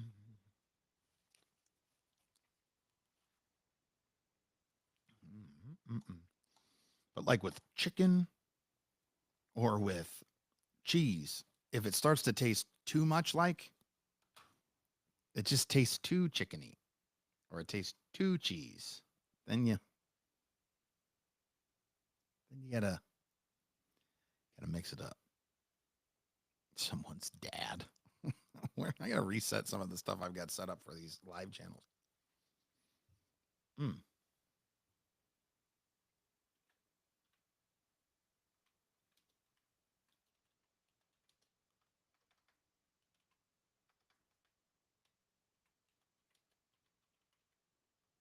Why did that still do Nove? Move.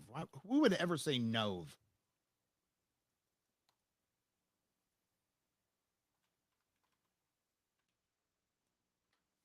I love doing this stuff. It just really charges me up. I wish this TikTok would finally give me the access I'm looking for.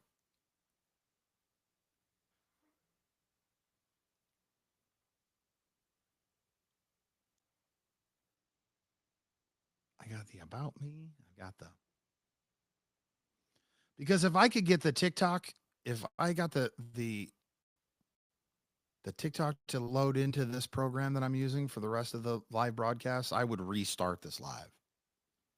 I would start a second one.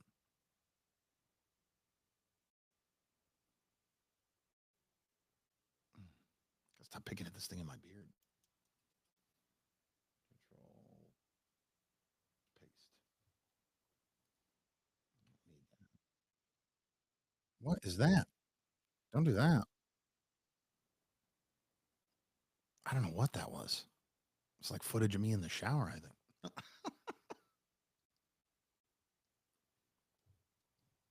I would never send that unsolicited.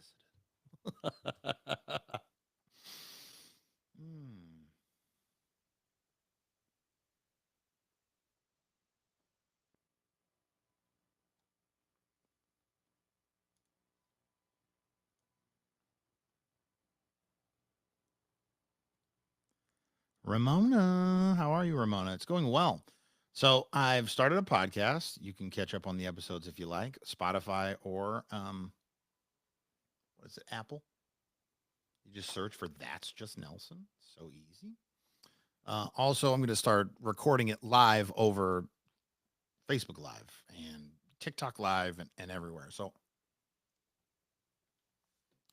basically anywhere you can go live, I'm going to be live.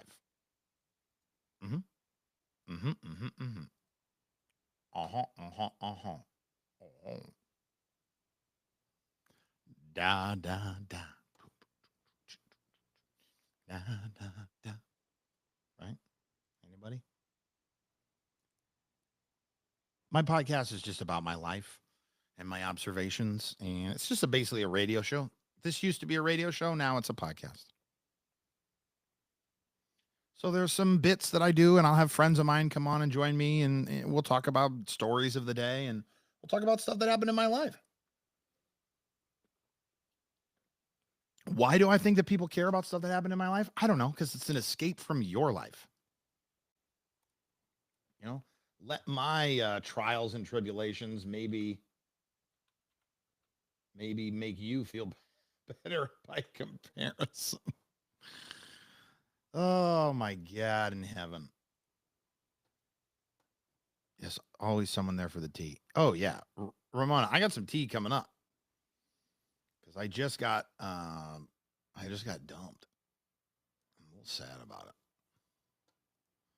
I'm a little sad about it. But I like that's not what that's going to be. This is going to be focused on who?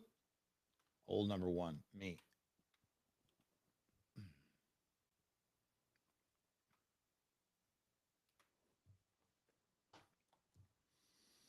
About 5 minutes away from firing this thing up. Cam, don't laugh. I don't want to hear it. I don't want to.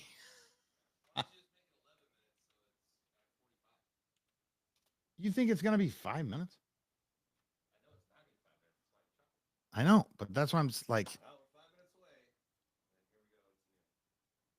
not noon.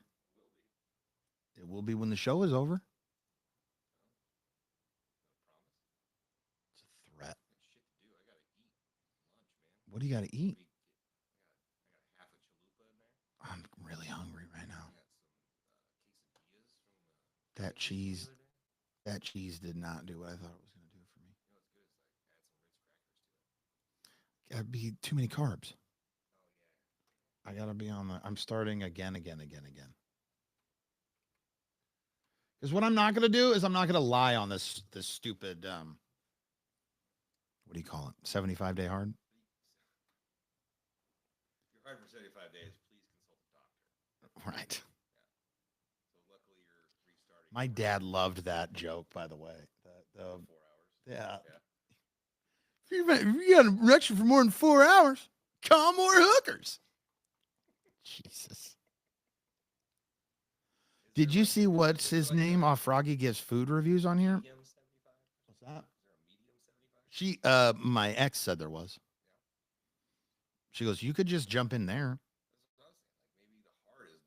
Justin, he's shut up, tool. He goes, you just got dumped, and I just took a dump, so we have something in common. That's this is one of the first guys I met, like outside of radio, like not on the air anywhere near me. So I went down to boot camp for the first year, and it was in New Orleans. And luckily enough, Justin and I didn't stay at the property. So we were like walking. I don't think we stayed at hotels that were separate from each other because at the time I was still with my ex-wife, and so she had Country Inn and Suites or whatever. Like she had the hookup there because she was at friends and family. But he had another hotel that he was staying at, so both of us would have to leave. And well, you could walk there, but it was still like, yeah, it was you had to hoof it. And then he got on The Amazing Race. Yeah, he and his wife. Yeah.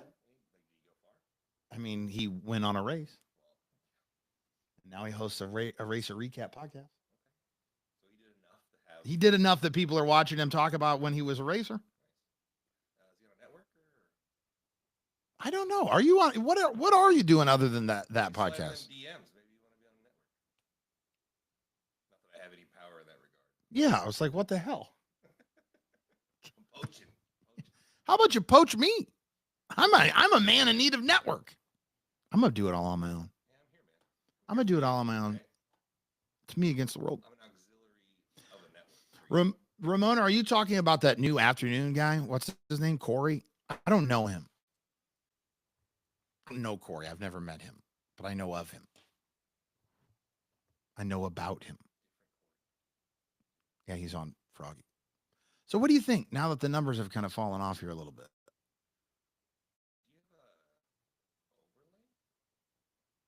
What do you mean? I haven't gone to break. No. No. How would I even do that on this? I don't think you can. No, what's his name that comes in once in a while? His name starts with an A. Did you see what's his name? Off Froggy gives food reviews on here. What's his name? Starts with an A. Oh my God. Yes, Ramona. Oh my God. Did you? She's talking about Amar. Oh my God. I love Amar so much, but he did this food review. Yeah, he did this food review I just saw of a Greek place. And like he's sitting there as he's he's doing the food review. And he's like, and Amar, God love him. He's just got this deadpan delivery. And so he's like, hey guys, we're doing a food review and I got this and I decided to get the gyro. But you can't, like, you see more than you see on his video right now. Like,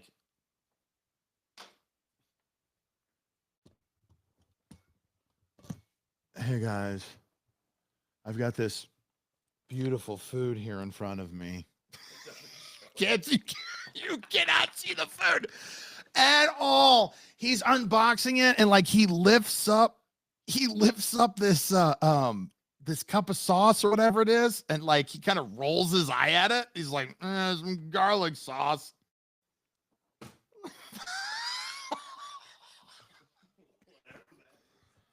Hey guys, it's like Wilson from whatever that Home Improvement. Oh my God. Yeah, I was racking my brain. I'm like, what are you talking about? The guy starts with an A, and then it clicked because I just saw it today before I went live. Oh my God, I love him.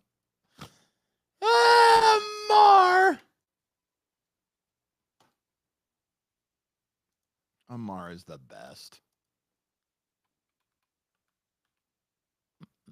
Dum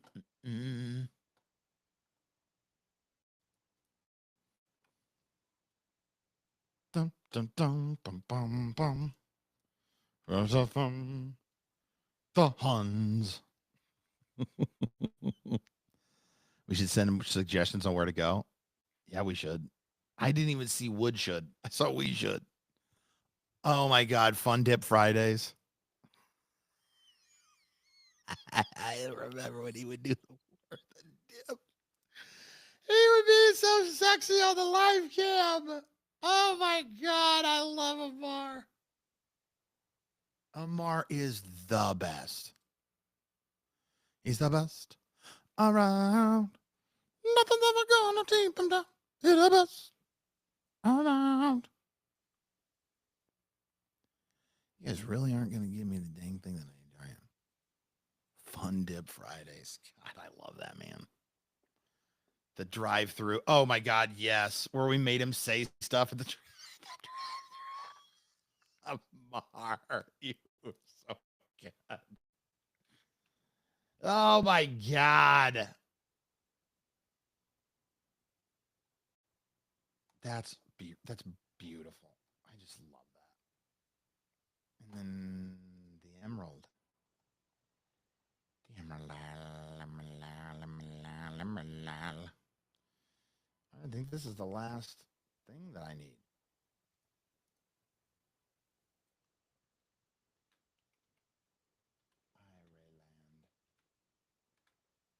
Irie. Mad Irie. Dun, dun, dun, pum, pum, pum. Dun, dun, dun. The Huns. I've only seen that movie like once or twice, so I don't exactly know.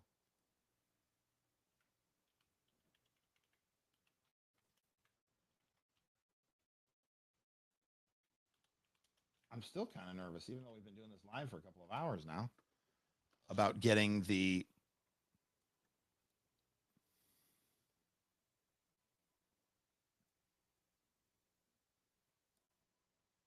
about just getting out all of the stuff I need to get out. Cam, are you still here? Can you come beyond Cam while I tinkle? I have to tinkle.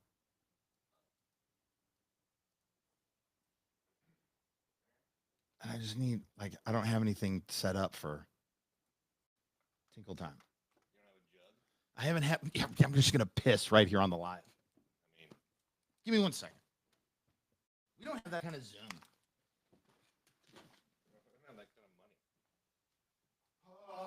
Oh, look at that. Who's got the show now? Taking over, sucker. All right, here I am. You'll notice I'm not as wordy as Nelson. I'm mostly a producer. I just hang in the background. I just make sure stuff goes well and tell people how to do their job. It's kind of my thing. It's a fun little setup he's got here. I built a nice studio for yourself, Nelly. Moving this mic. I like how when you move the mic, it doesn't make noise. There's always that like mic rumble. It's a nice little mic arm you got, buddy. The light is way too bright though. Oops. Okay. Messed something up on the TikTok. I messed your TikTok up. Tip top shape. Are you making toast? You make some toast? Oh. You sure goes for some really buttery toast right now. Welcome to That's Just Cam. That's Just Broham. I might make my own podcast now. Again. I got the mannerisms down. Spin this pen around. Go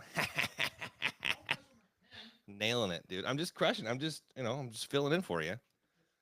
I'm just a, thinner, taller, better looking version of you. Oh yeah, stronger. I'm wicked strong. I've seen this guy lift 100 pounds right up over his head. Now, Cam, you may not know this about him, but he's just sneaky good at everything. Like, how much smoke you gotta blow, dude? Like, what are you trying to gain from that? Really talking me up on your podcast. I know, I'm just saying. It's like, I already put smoke in my mouth. I don't need smoke everywhere else. Jesus, dude. I have to read the chat. Tell us something interesting. Well, I like long walks on the beach. I don't. Nobody does that, right? I'll take a short walk off a long pier. Are you finishing my sandwiches?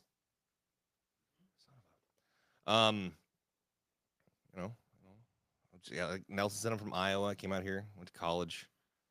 Just been a rock star for a while. Behind the scenes, like I said, I produced a lot of radio. About 15 so years in the radio biz. Mostly on the AM radio side of things. So I worked at KFAB for a bit, and also Coil, an NRG station out of Omaha. A lot of political talk radio with my man Tom Becca. If you guys know Tom Becca, shout out to him. He's selling houses, marrying people. I think he's done radio anymore. I think he works with WWT and does a podcast too. So holler at Tom Becca if you like to hear a Pekingese in heat. That's what he sounds like.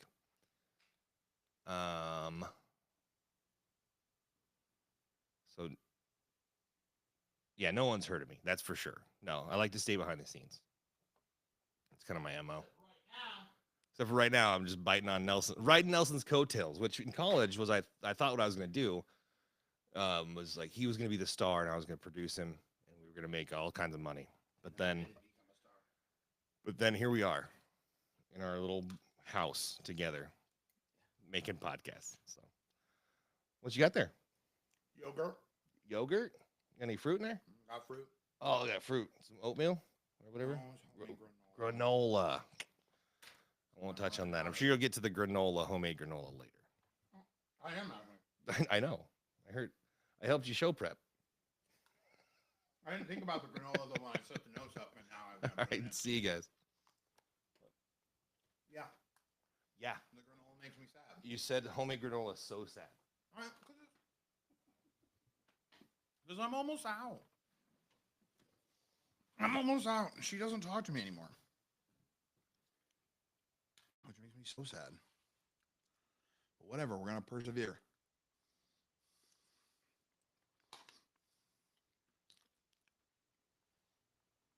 Thank you, Ramona. Thank you.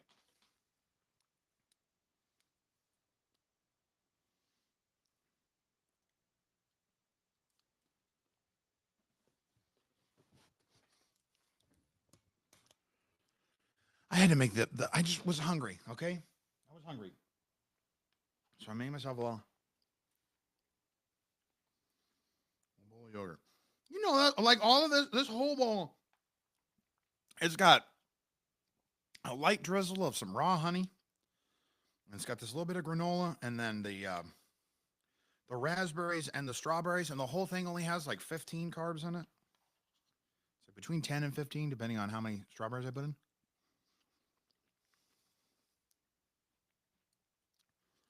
I'm trying to eat low carb because it pulls the weight off of you. And I didn't realize you could still have fruit. I mean, there are fruits you can have.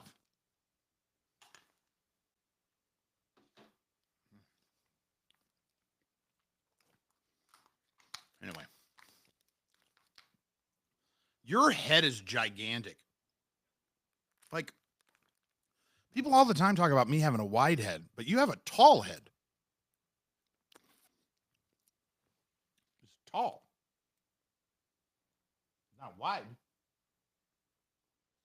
It's tall. Better go before this TikTok gives out.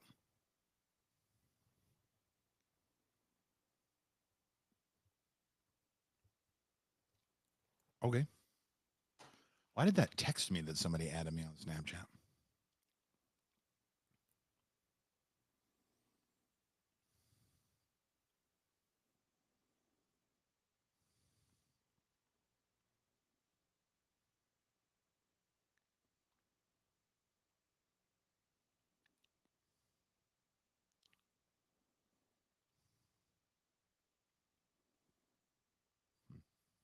I don't know.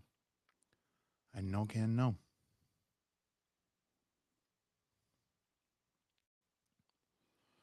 Are we ready? Hell, am I ready? How far away is the P sink? I forgot you knew about the P. I glossed right over it, Matt. He says P sink. I had a sink. Johanna finally did see it before I moved, before I quit. There was a sink in my basement because I didn't have I appreciate that, Ramona. I didn't have a toilet on the lower level of the house. So there was a sink in there. So I tinkled in the sinkhole.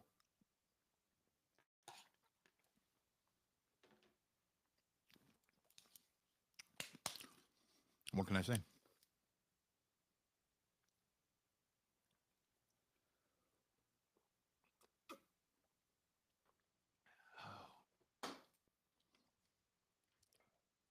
All right. Again, the goal is that TikTok will eventually give me what I need so that I can stream the full show to TikTok.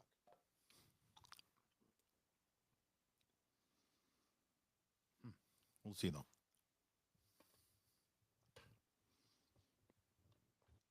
All right, Cam, you said you didn't like the microphone.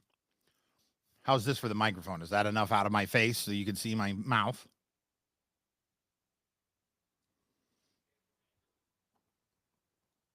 I don't know. It didn't mean to come out that angry, but it did come out angry.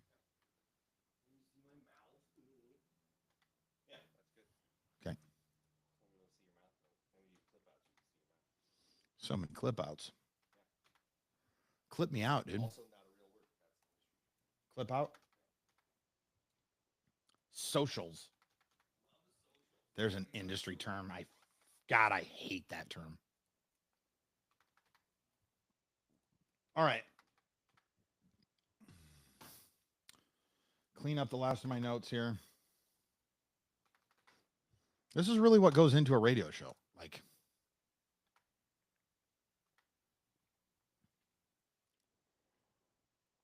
dun, dun, dun. The Huns.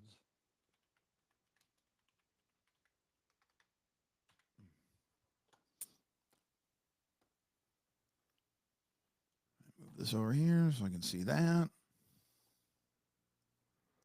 Move this over here so I can see that. Kill this. Hotkeys.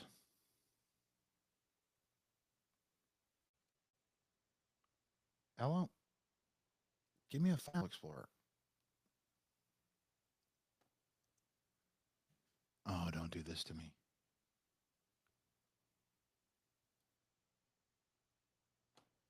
Now you're going to open up 7 of them. Don't open, don't open, don't open. Open all of them at once. Cool. Cool, cool, cool.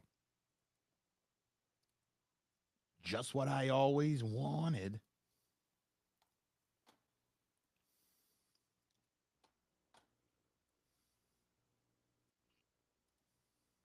The 5 languages of love are words about. All right. Here we go. Anybody still here? Let's do it. The radio show, I mean, not sex.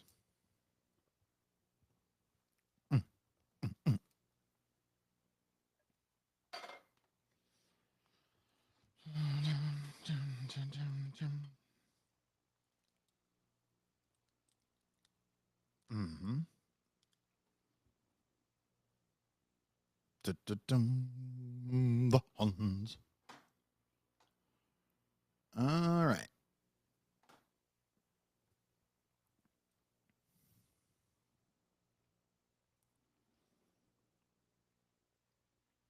So we put a marker in.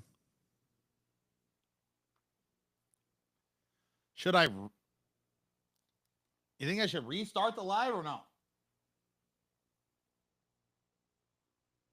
It's just going to be a long ass video file to edit. Put a mark in here. Okay. You can put a teleprompter in this thing. Man, this is cool. All right, so here we go.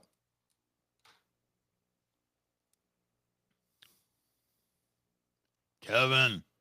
Hey, man, I know you can't really hear it well on this because the stream's not set up the way I want it to yet. Like, it's coming. But the full podcast experience will be able to be heard right now on Twitch, Facebook, and YouTube. By Monday's show, this full feed should be on TikTok as well. I'm going to get you in. I can send you a link and I'll have you on and we'll talk about what you've been up to. I got blown out a couple of weeks ago, so I'm no longer over at the radio station. All right, everybody. 2 bars. This used to be a radio show presents That's Just Nelson, episode 8.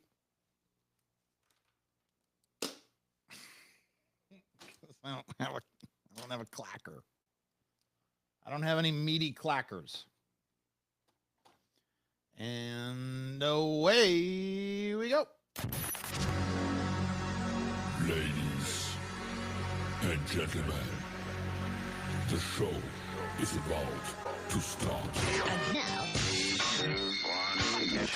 it's Nelson time. Oh, I know him. It's Nelson time. Yeah, it is. It's Nelson. It's Nelson time. Oh, if you want to know what's going on, it's Nelson time, yeah.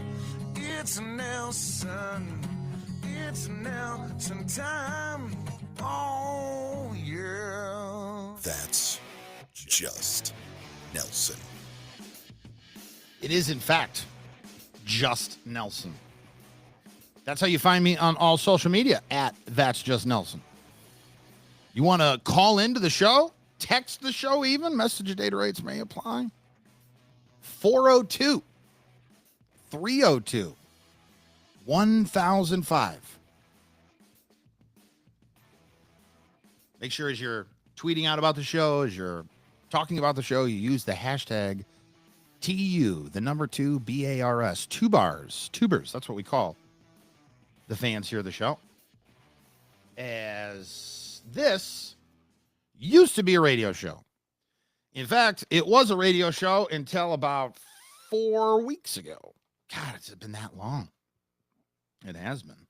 It's been 4 weeks, I believe, to the day. I think it was a month ago that I got let go from my most recent radio position. And I kind of talked about a little bit on yesterday's episode that I was saving up some of the stuff I wanted to go into for today, because we're going to unpack a lot of Nelson. I mean, the show is That's Just Nelson, available on Apple and Spotify. Currently under construction. That's just Nelson.com. But something that we started doing now is that we will record the show live. We're going to do it. We're doing it live. And we're going to do that Monday through Friday, starting at 8:45 is when we'll fire up all the live feeds. So whether it's YouTube or Facebook, Twitch, anywhere you want to consume live video and audio, you'll be able to do that. And it's all under the same moniker, at That's Just Nelson. And of course, there's no apostrophes in a username. It's been a time. It's been a time for your boy. Okay. Just this week alone, started off Monday, and I got some news of this lingering issue in my life that I caused. It was my fault that this happened. So it's been something that it's been kind of weighing heavily on me, and that is now past. So it's no longer something that I have to worry about, but it is something that like still weighs me down a little bit. It's still something that I don't know, man. It's something that I'm trying to work through in therapy. Therapy's been a big deal for me in the last, handful of years, really, even before I got divorced. So I probably started therapy with this therapist 2020, I would guess, or maybe 2019, right before the pandemic. But I think maybe right before the pandemic even. Doesn't matter. But I need this woman. This therapist of mine is lights out. Okay.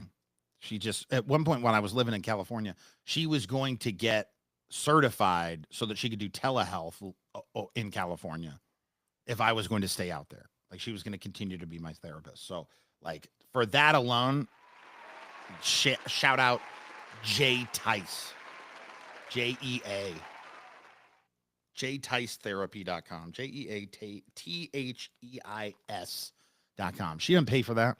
In fact, I give her a lot. I get her a bunch of money, especially now that I don't have health insurance. Even the rates, they're affordable. Even the non-health insurance rates are worth it to get your mental health lined up.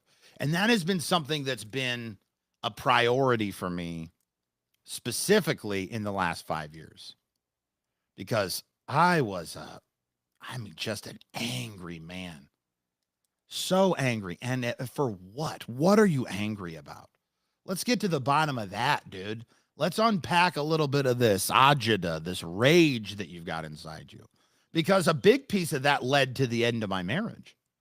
So I got together with my ex-wife in 2008. She was 21. I was 26. So I'm 5 years older than my ex-wife. And so that's a sizable, it's not a really large age gap now at 43 if I was dating a 39-year-old or 38-year-old, whatever the math works out to be. But at 26 and 21, that's a huge age gap.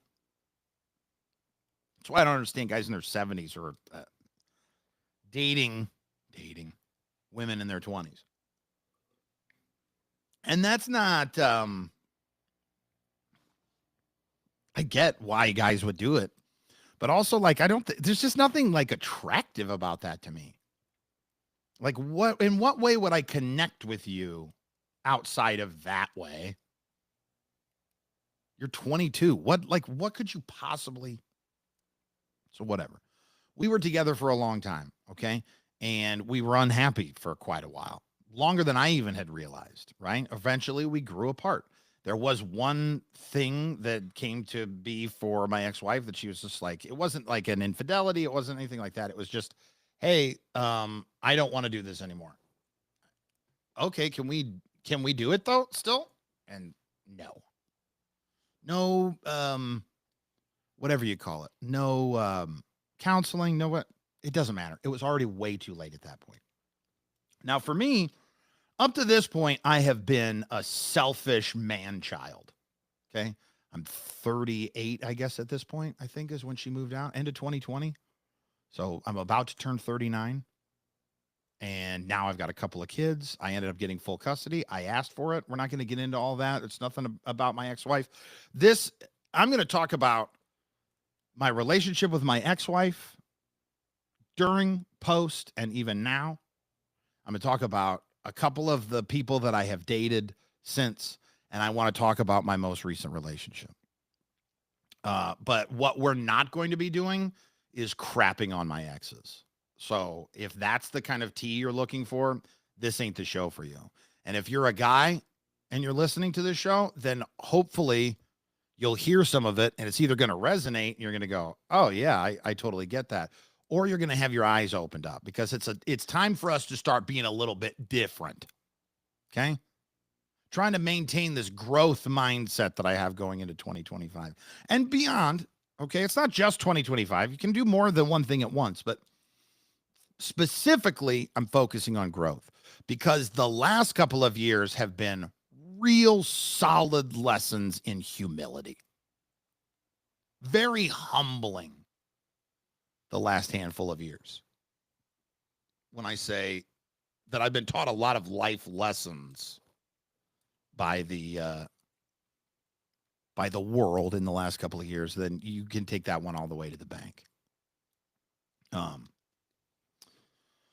So where do we go? First, we start off with, how am I different? What did I do differently at the end of my marriage that leads me to be this? I don't know. I'm not evolved, but I'm trying. I'm an evolving man. And I would say it was the fact that I knew that I was a big piece of the problem. Okay. I knew that I had to do something differently. And so I set out to be different. In the past, I was just a real piece of trash when it came to stuff like that. Basically, I would just be a total jerk until they left, and then I could blame it on them. Oh, that's your fault. What's wrong with me?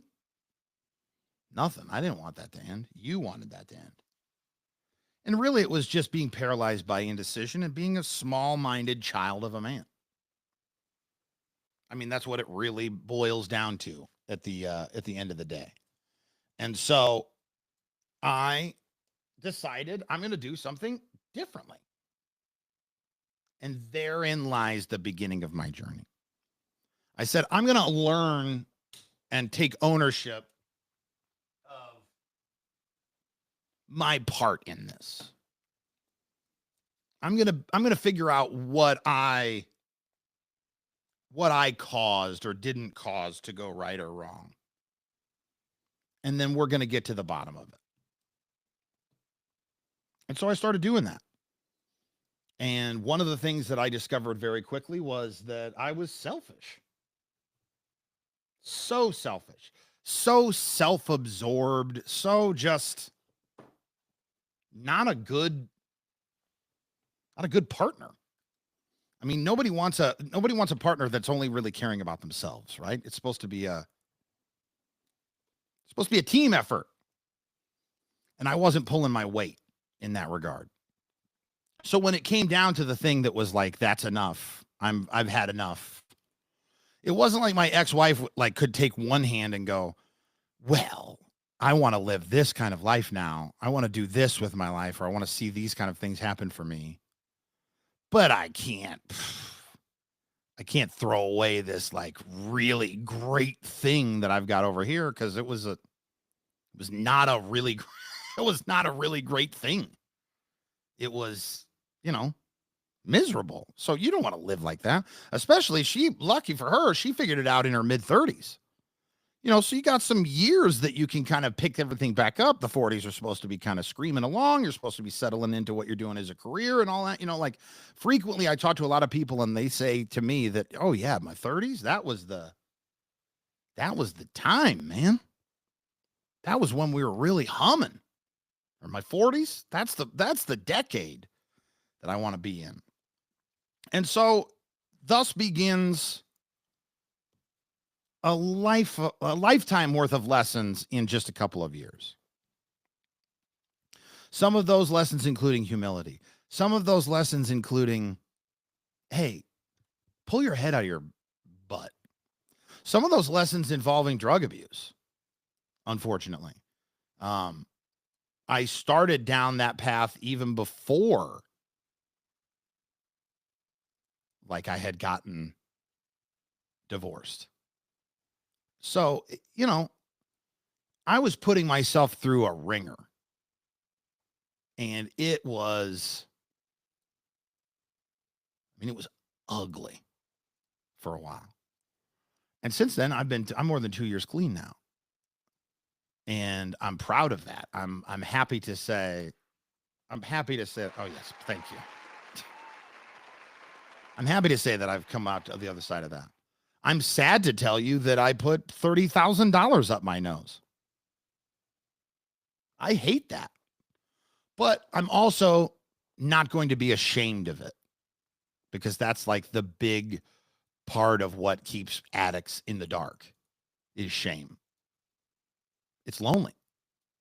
And people look at you differently. And that's not how I want to operate. I don't want to care so much about what people are thinking, especially if I could do something to help someone else out. So that's why a part of That's Just Nelson and This Used to Be a Radio Show, the whole network idea of it is that I also am doing a weekly podcast that talks about sobriety. And so that has been a big piece of my journey in the last couple of years. And then I've dated.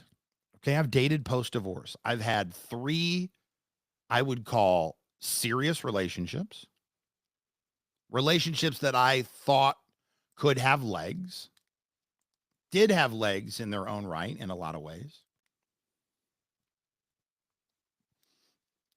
But here's the thing. What I've noticed, especially I've been sad the last couple of days, and what I was worried about as I'm just starting this podcast, is that sad boy equal bad radio. Sad equal bad. Every time I've been in a moment or an extended period of emotional strife that has manifested itself in my creativity, in my ability to turn a phrase, in just in the way I ply my trade. The first place that reared its ugly head was when I was working in Lincoln on the radio.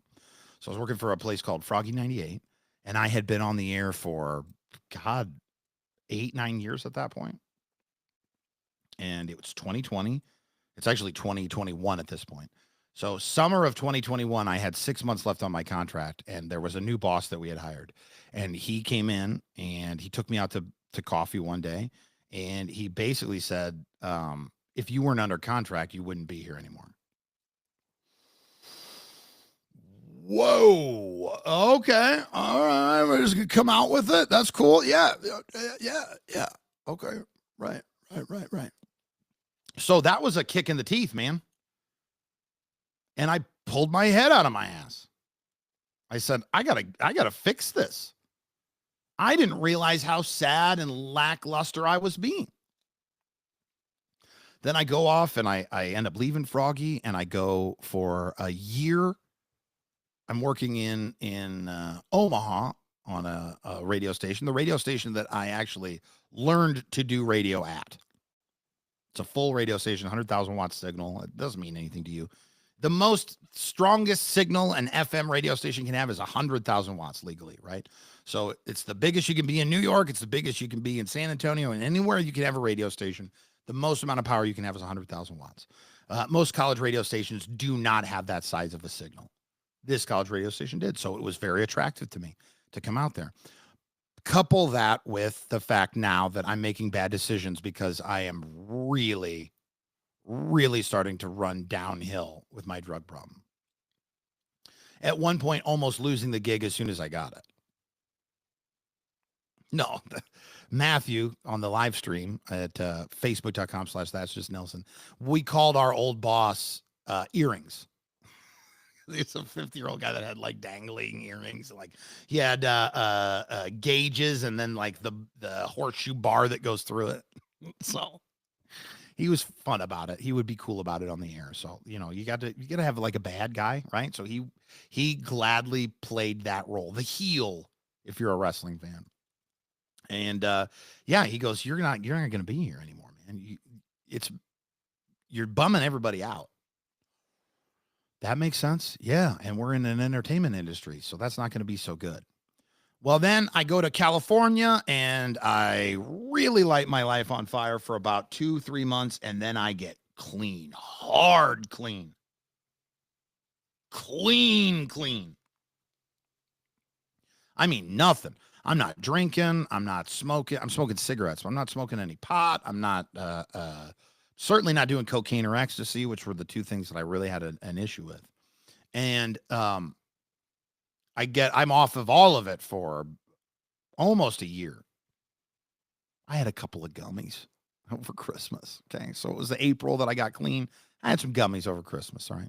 I dipped my toe back in a little bit. And I had always said I wanted to be able to do that. I talked with my psychiatrist, you know, hey, I didn't have a drinking problem. I had a problem drinking. I didn't know when to stop. Right. But with the other drugs, I had a problem. I'm very easily addicted to things. So I chase dopamine, as it were. And so, you know, through all of that, I come back and I'm fired for the first time in radio. Not directly, but the show was not picked up. The show was gotten rid of. So it was technically the first time I had lost my radio job. And so I was in kind of a funk. Now, part of that funk was because I couldn't get over the relationship that I had with the first woman I dated post-marriage. And I caused myself some of that drama because as it was, I was so like focused on, they always say the first one's a rebound, that I wasn't going to open my heart up. I wasn't going to say it. I wasn't going to, none of that, right? To the point where it's months and months into the relationship. You know that she wants to say it. I haven't said it. And finally, at one point, like a total piece of trash, I just like tossed it at her. Because we were in a fight. And she was like, and you won't even tell me you love me. I go, you know I love you, right? That's how I said it the first time. That's exactly how a woman wants to hear it. You know I love you, right? Stupid. But over the course of this relationship, she was, we'll call her Trig, because she was hard to figure out, like trigonometry. Trig was something new for me because I felt like it was the first time I was on like an equal footing in a partnership. Like I always kind of felt like my ex-wife's dad a little bit. I was an awful dad, and it wasn't, but that's not even fair to say it that way. But I was just the one that was worried about our finances. I was the one that was running because that's what I wanted. I thought I wanted to be the guy that was in control of everything, and I was going to make my ex-wife a stay-at-home mom because that's what she wanted to be, and that's what I wanted her to be, and I'm the big boss hog, and so some of the issues that we had resulted from the fact that I built this world for us, and then I was almost resentful of it, which isn't fair. Again, if you're hoping for tea about any of my exes, you're going to get very little. You're going to get it all piping hot about old Nelson. Okay, because they don't have podcasts. If they had podcasts or platforms, then they can go on and bash me all they want, and I'll own it. Because That's what we're doing. Huh? We're taking accountability. We're being men. Okay. And a real man admits his mistakes. A real man accepts defeat. He's not happy about it. But sometimes you got to take an L. And from that, you learn. So when it came to Trig, the issues we had stemmed from me being a little bit cold in the beginning, and then that kind of igniting a little bit of cold in her. And then also, she very much was dating my potential. And what I've learned through various blogs and everything else, all the soul searching I'm doing, is that it's okay to love someone with potential, but you should not love them for their potential, because you are ultimately going to be let down. And that's kind of a dreary way to look at it. I don't want it to be that way, but that's just kind of, that's my take on it. Okay. I don't want to be unnecessarily pessimistic, as I got told in a, what they call an air check right before I got fired at my last job. So when it came to the end of that relationship, she was the first person I broke up with, because I had just, I was trying to stand up for myself, and I felt like I wasn't being valued and whatever. Well, like I told you before, up to my ex-wife, I had just hated everybody away. I was a jerk and I made them leave, and then it was their fault. Well, this time I ended it. So I would then go on for like the next 6 months to on again, off again, be with her.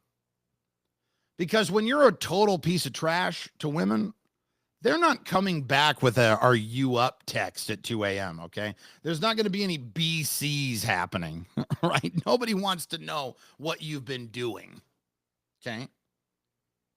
But when you just didn't work out, then that starts to get a little confusing. So then I moved to California, and I'm still kind of talking to Trig, but I can tell she's growing distant. And then she meets somebody. And now she's been in a relationship with this guy for a long time. I've reconnected with her. We're getting to that in a minute. In terms of we can just talk to each other again, and we're pleasant because we have the same sense of humor, and we like, you know, there was a lot of things that we got right, Trig and I. Just not the ultimate equation. You know what I mean? To go further down that metaphor there. But I couldn't get over her. She would just weigh on my mind. I would be thinking about it, like, why are you dwelling on this dude? She's gone. She gone. Okay, you did all the work. You know that she's not coming back. I thought I had gotten past it, right? There was a brief moment where I had a couple of months where I was like, I'm not even thinking about it. It's great. And then I don't know, right before I moved back to Omaha, it all reignited again.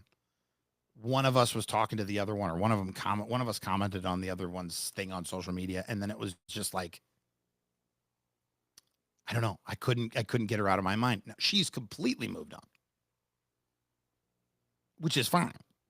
I'm happy for her. I would like her to be. I want everybody love everybody. Just be happy. It's so hard to find happy. Like, just be it if you can. So as I'm coming to Omaha and I've been fired now, I go into this real big funk. I'm just sad because she's never coming back, and my life's all screwed up, and I'm sober now, and I have to deal with all of my poor life choices. And so I dip into a little depression right as I've been battling depression for a while, but I hit it pretty hard for the month after I got fired. My cat died. It was like my 15-year-old cat. It was like things were really not popping. I don't know. I'm laughing about my cat dying. It's the only thing you can do, I guess. Otherwise, I'm going to start crying. But I got off my ass and I campaigned and I got my next radio job. And for the first time in my career, I was like, oh, that's something I went out and did. I did that. I went and campaigned and I got that. And then I would enter, while I was still working there in the beginning, I would enter into the second relationship that I had been in, real one post-divorce. And I don't know. There were things about it that were really good, but ultimately I found out in the end that this person was cheating on me the entire time. There was a moment where I wasn't above board. I did not cheat. I guess you kind of depends on what you consider cheating. There was some messaging going on with somebody who had slid into my DMs, and that was inappropriate. And that came to the light, and this person and I talked about it. Said, hey, I understand if you're going to leave. I'm sorry that it happened. I gave her the examples of why it went down, where it happened, everything, all of that. I never met it up with anybody, but whatever. But I own that. I want you to know that, because I want you to know that I'm not just, I'm all about fair. Okay. And it's not fair for me to go on whatever platform I have and go, oh, she was cheating on me the whole time, when I had sent a couple of messages myself. Okay. Now, was I going on dates the entire time? No. But she said, you know what, let's make this work. Let's try and work this out. Okay. It's worth, what we have here is worth trying to figure it out. So we made a go of it. And it would come to light later that I found out that even before I had my issue, and pre, post, and during, she was going out on dates and whatever. And I can't prove anything other than dates, but I had receipts, because I'm suspicious. I'm a suspicious guy. And we're going to get into that because it's something I learned about myself in my now most recent relationship that just ended. And I've debated on whether I was going to talk about this and what I was going to talk about, because, again, ultimately, it is not it's really not anybody's business. But I mean, the guy's got a podcast and he's sharing his life with the world. So here we are. I start dating my ex right before I got fired. So this is a turn and burn. Like, I'm going to end up looking kind of stupid, probably foolish, when you hear all of this. And I'm okay with it. I have justifications for why I felt the way I felt and feel the way I feel now. And I stand by them. And some of it is wrapped up in something called an anxious attachment style. We're going to get to attachment styles here in a minute, because it's the new thing. Guys, forget knowing about the love languages. The love languages are, they're over. It's like that show, Shoresy. You watch that, the spinoff of Letterkenny? There's the guy Shoresy, and he's pursuing this woman, Laura. It's like 4 seasons of him trying to, like, finally get her to, like, I love you, Shoresy. I love you, man. And so, Shoresy at one point lays out, I think, the best lines for the love languages. The 5 languages of love are words of affirmation, quality time, physical touch, acts of service, and receiving gifts. 224 pages for 5 things any dumb... I forgot to edit that. Should be doing for their sweetie anyway if they really care for him. You should be doing all of that stuff anyway. It shouldn't be like, I like to give. You should want to give gifts. You should want to be giving service. And I kind of got myself wrapped up in that too, because I would say, well, my love language is acts of service. Well, is it the love language you express or the love language you share? Well, what you come to find out is that people with these love languages, the love language they identify with, that's the one they use. And the one they're using is what they want to receive in turn. That's the ultimate crime of the love language game. But with this most recent ex of mine, just from the beginning, it was different. And I'm waxing poetic about all of this, and I'm kind of in my head about it a little bit, because right before I got fired, I had what's called an air check at my last job. And I got read the riot act. And you know what sucked about it is almost everything my boss said was valid. It's real easy to get dressed down and like have a bad review or something. You go, they don't know what they're talking about. But just everything he said, he goes, dude, no one cares about this stuff. It's fair. That's fair. He said, you're going on and on. And so my thing has always been, I'm going to be real. I'm going to be real. But I was being real for the sake of being real. And so because of that, going back to what I said before, when I'm sad, I'm bad on the air. It's not good. So I was unhappy. I was in a position that I was in over my head on. All I wanted to be was an air guy. And I had to take a management role also on side by side to get this air gig, to get that was the meat if I wanted to have my pudding, as it were, as Pink Floyd would say. And so it kind of stuck in my craw a little bit because he's right. You're bitter. And it's coming off that way. And the stories that you're sharing are slice of life stories, kind of, but they're all really sad, screwed up stories. Like, you're bringing the audience down. Just because it's real doesn't mean you get right. So again, this is where I got to the point where I'm like, oh, am I even going to talk about this now? Because I don't want it. Like, the whole point of this show is, yeah, to showcase me and to give you my insights, and if anyone cares, you know. But it's also supposed to be entertaining. It's supposed to be newsy stuff. It's supposed to be, you know, water cooler discussion and just all the things that a radio show would be. This used to be a radio show. That's why it's the network.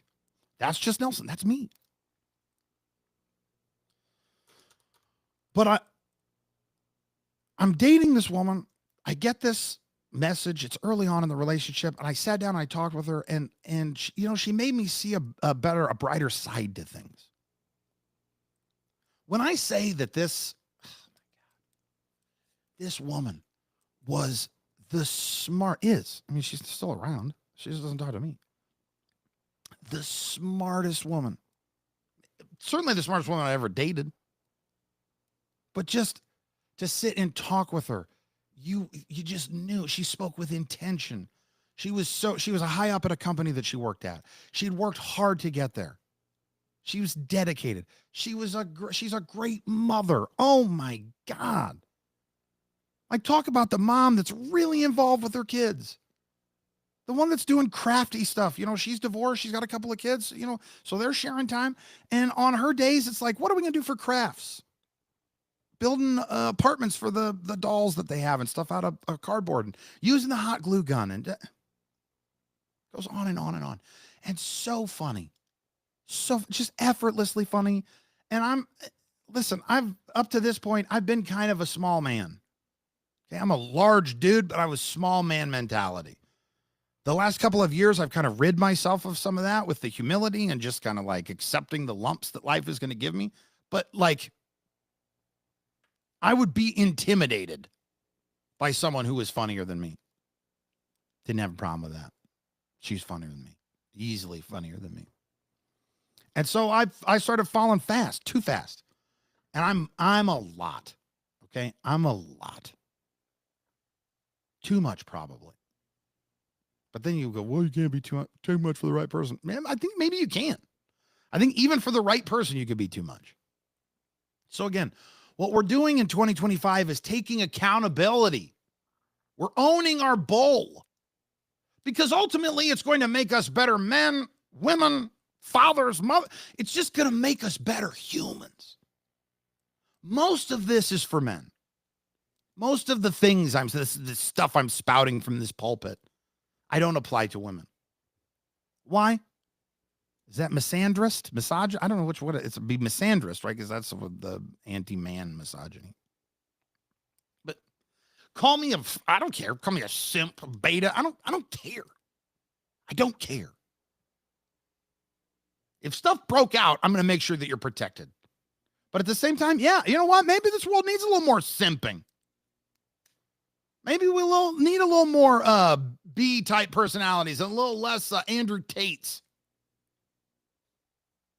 Maybe a little more simping would lead to a little less male loneliness epidemic, which is a double-edged sword to talk about. Because here's the deal. There is a male loneliness epidemic, but it's built on the backs of crappy men for years and years and years and years. All you need to do is look to the animal kingdom to realize that humans have got it screwed up. Okay? When it comes to a pack of lions, who's doing the hunting? The lionesses. Moms are doing the hunting. Now, I'm not saying I want to go to a what do you call it? A Handmaid's Tale. where it's just one stud and he's got all the, some Mormon or whatever, you know what I mean? Like polygamy. But what I'm saying is that how are we devaluing women to this point where they're done with us, dude? They're done. They're just over it, man. We've made them so independent because why wouldn't you be? Why would you? What am I getting from the other side of this? Now, there's exceptions to everything, right? There's plenty of people finding plenty of love and things are going well, right?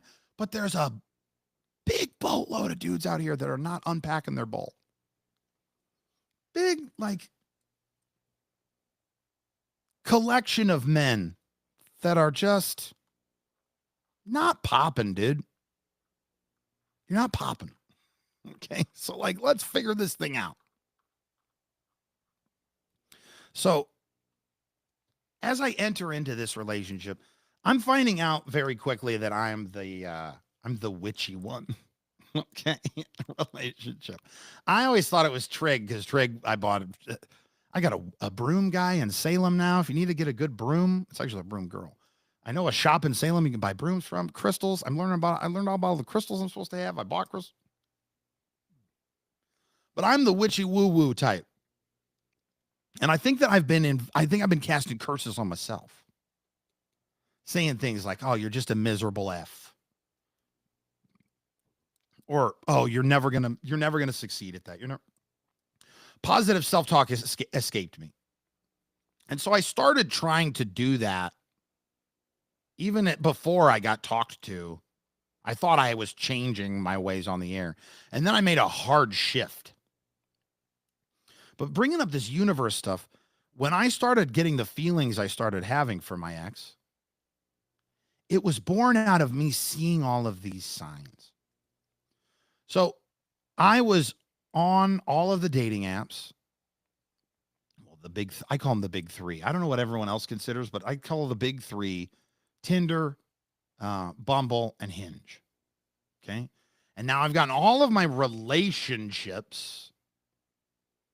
Like, oh, we're going out, all that, you know what I mean? Multiple dates, we're committed to each other, you know. I've gotten all of that from Bumble. Tinder is very much like a hookup site. Okay. So I meet this woman, and I shouldn't have even matched with her when I matched with her. So I told you that I was having all these issues with Trig, right? Well, I had gotten over her for a little while, and then it started creeping up again. And now I'm messaging her. She's messaging me. Nothing inappropriate on her side of anything. Me, I'm trying to not be. I'm just trying to, like, be a decent human now. Because before, it was always like, or we ever take me back, right? And now it's just like, I kind of miss my buddy. I kind of miss being able to, like, talk about the random stuff, because I knew some of the things she would say as I told her. There's some of the stories about not my most recent ex, but the second one, the one after Trig.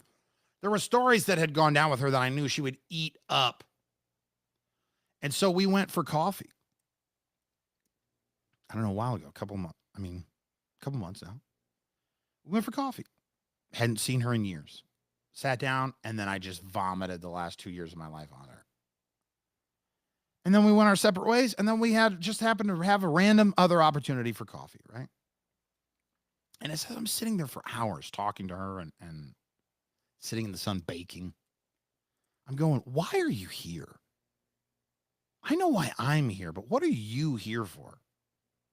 She goes, my boyfriend knows I'm here. I go, then why are you here? Like, I wasn't expecting her to lie or to sneak around or anything, but also, like, it was just weird to me. Maybe I'm off. And she goes, I'm here for some closure. And that was like a gut punch, but like the right kind of gut punch. Like, ooh, okay, got it. Now I'm just going to play out the rest of this conversation and see how it goes. We said our goodbyes or whatever. Occasionally we'll text back and forth on social media, or you send a meme or something, but I left there, and for, I don't know, like an hour, I was bummed out. It really hit me hard. So I took a little nappy, and I woke up. I go, you know what? I think I'm the one who ended up with the closure. And I can't speak to what she got out of it, but I for sure ended up with closure in this whole deal. So then I say, you know what? I'm just going to meet the next one in the wild. The next one, let her find me or whatever. I'll find you in the grocery store. And so I delete Tinder, I delete Hinge, and I was going to delete Bumble. But the thing I had been waiting for from Bumble had happened before I had gone for this second coffee with Trig. And it was, Bumble had given me 24 hours of premium because I had a couple in the Beehive or whatever. I wasn't going to pay him $19, especially because even before I had that meeting, I was already kind of souring. I get on when I'm single, I'm on the apps for a little while, and then I feel vapid, and I hate the swiping, and it feels empty, and it's just stupid. So I delete them invariably. I'm always going to run back and eventually delete them. So what ends up happening is I'm a little lost here. I go to delete the Bumble. Bumble's got a couple hours left of this premium. All right. Swipe. I swiped 2 times. And then I put the phone down. And within 2 minutes, you got a match. I look at this match. I'm like, oh my God. This woman is gorgeous. Gorgeous. Oh my God. What are you doing? Swiping on me. What are you doing right now, ma'am? Do you not have any mirrors at your house? And it was a very interesting experience because I felt like I had matched with her before, but I couldn't necessarily tell. She goes, actually, yeah, we did match a while ago. And then she goes, I don't know what you did. What did you say to screw it up? Just from the beginning, even in just texting with her, like I understood her sense of humor. I understood the joke she was making. And then at one point I go, oh, well, when was it? Because I couldn't remember if it was before I went to California or if it was before, wherever it fell in this this little order of operations. She goes, oh, it was April of 24. Yeah, April of 24. I go, okay. She goes, the 16th of April to be specific. I go, hold on a second. How do you know that? Like, because I looked now at that point, because I've matched with her, I've looked through all of my contacts. I've looked for her name. I've looked for her name in any variation of the way I would save it. The woman's name, Tinder, woman's name, FB dating, woman's name, Bumblebee emoji, right? Her name is nowhere in my phone. I can't find any messages anywhere. And when I get off the apps, I delete the apps. So, like, the only one that it even can get logged back into is Tinder, because there was a moment where Trig and I had made a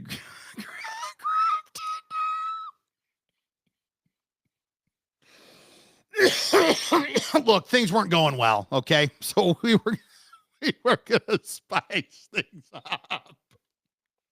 I can't believe I'm telling you this. I don't know how many people I've actually even told this story to. But so I got kicked off of Tinder.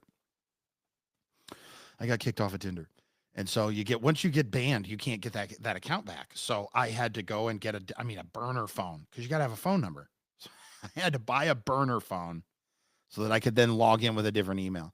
So when I get off the apps, I just log out of that Tinder, because I don't have the burner phone anymore. So I can't get a text message or whatever sent to it to start a new account. You got to have a phone number. Side note, you can get in with an email after that, by the way, just in case you make a group account with somebody and get your account banned. But Hinge and Bumble, I just delete the apps. So, and Facebook dating the same. So I don't have any record of all of this. And so I start thinking, and I go, well, how do you know that? She goes, I had to go back into my messages. I had sent your picture and your information off to a friend of mine.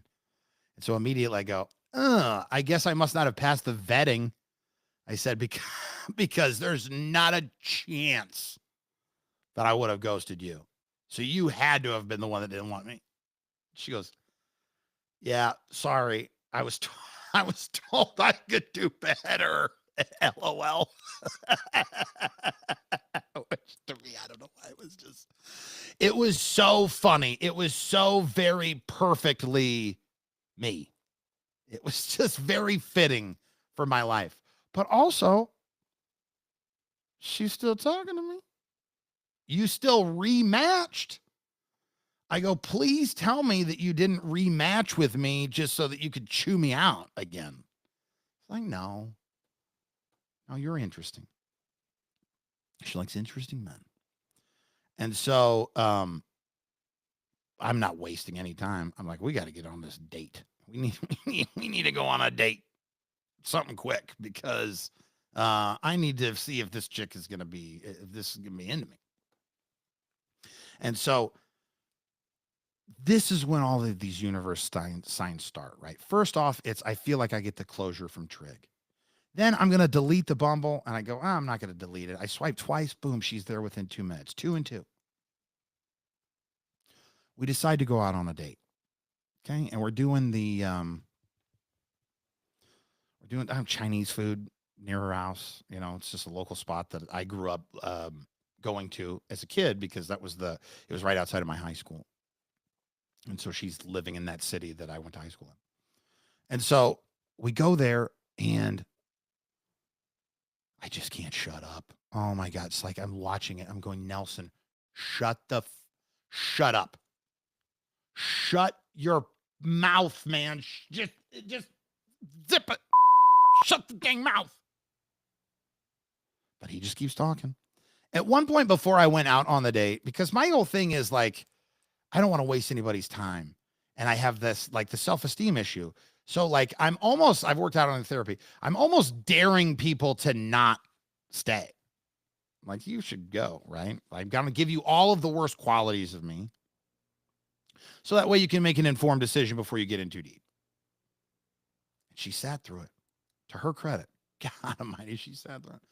At one point before I went out on the date, I gave myself like a 10-minute pep talk. Like, I looked in the mirror and I said, Nelson, I said, Josh, it's my first name. I said, Josh, you got to put it together. Okay. Don't throw all of this. Don't vomit everything onto her. Don't throw all of your worst qualities at her. It's going to be too much.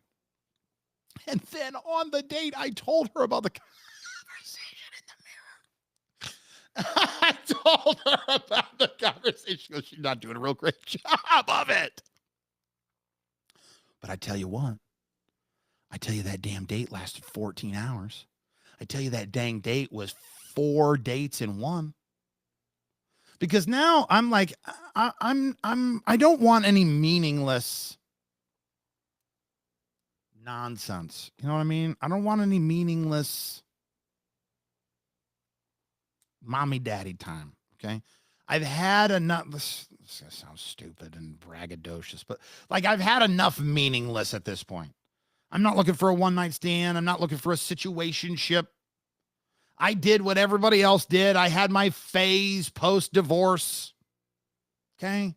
I had my phase. All right. Some oats were sown.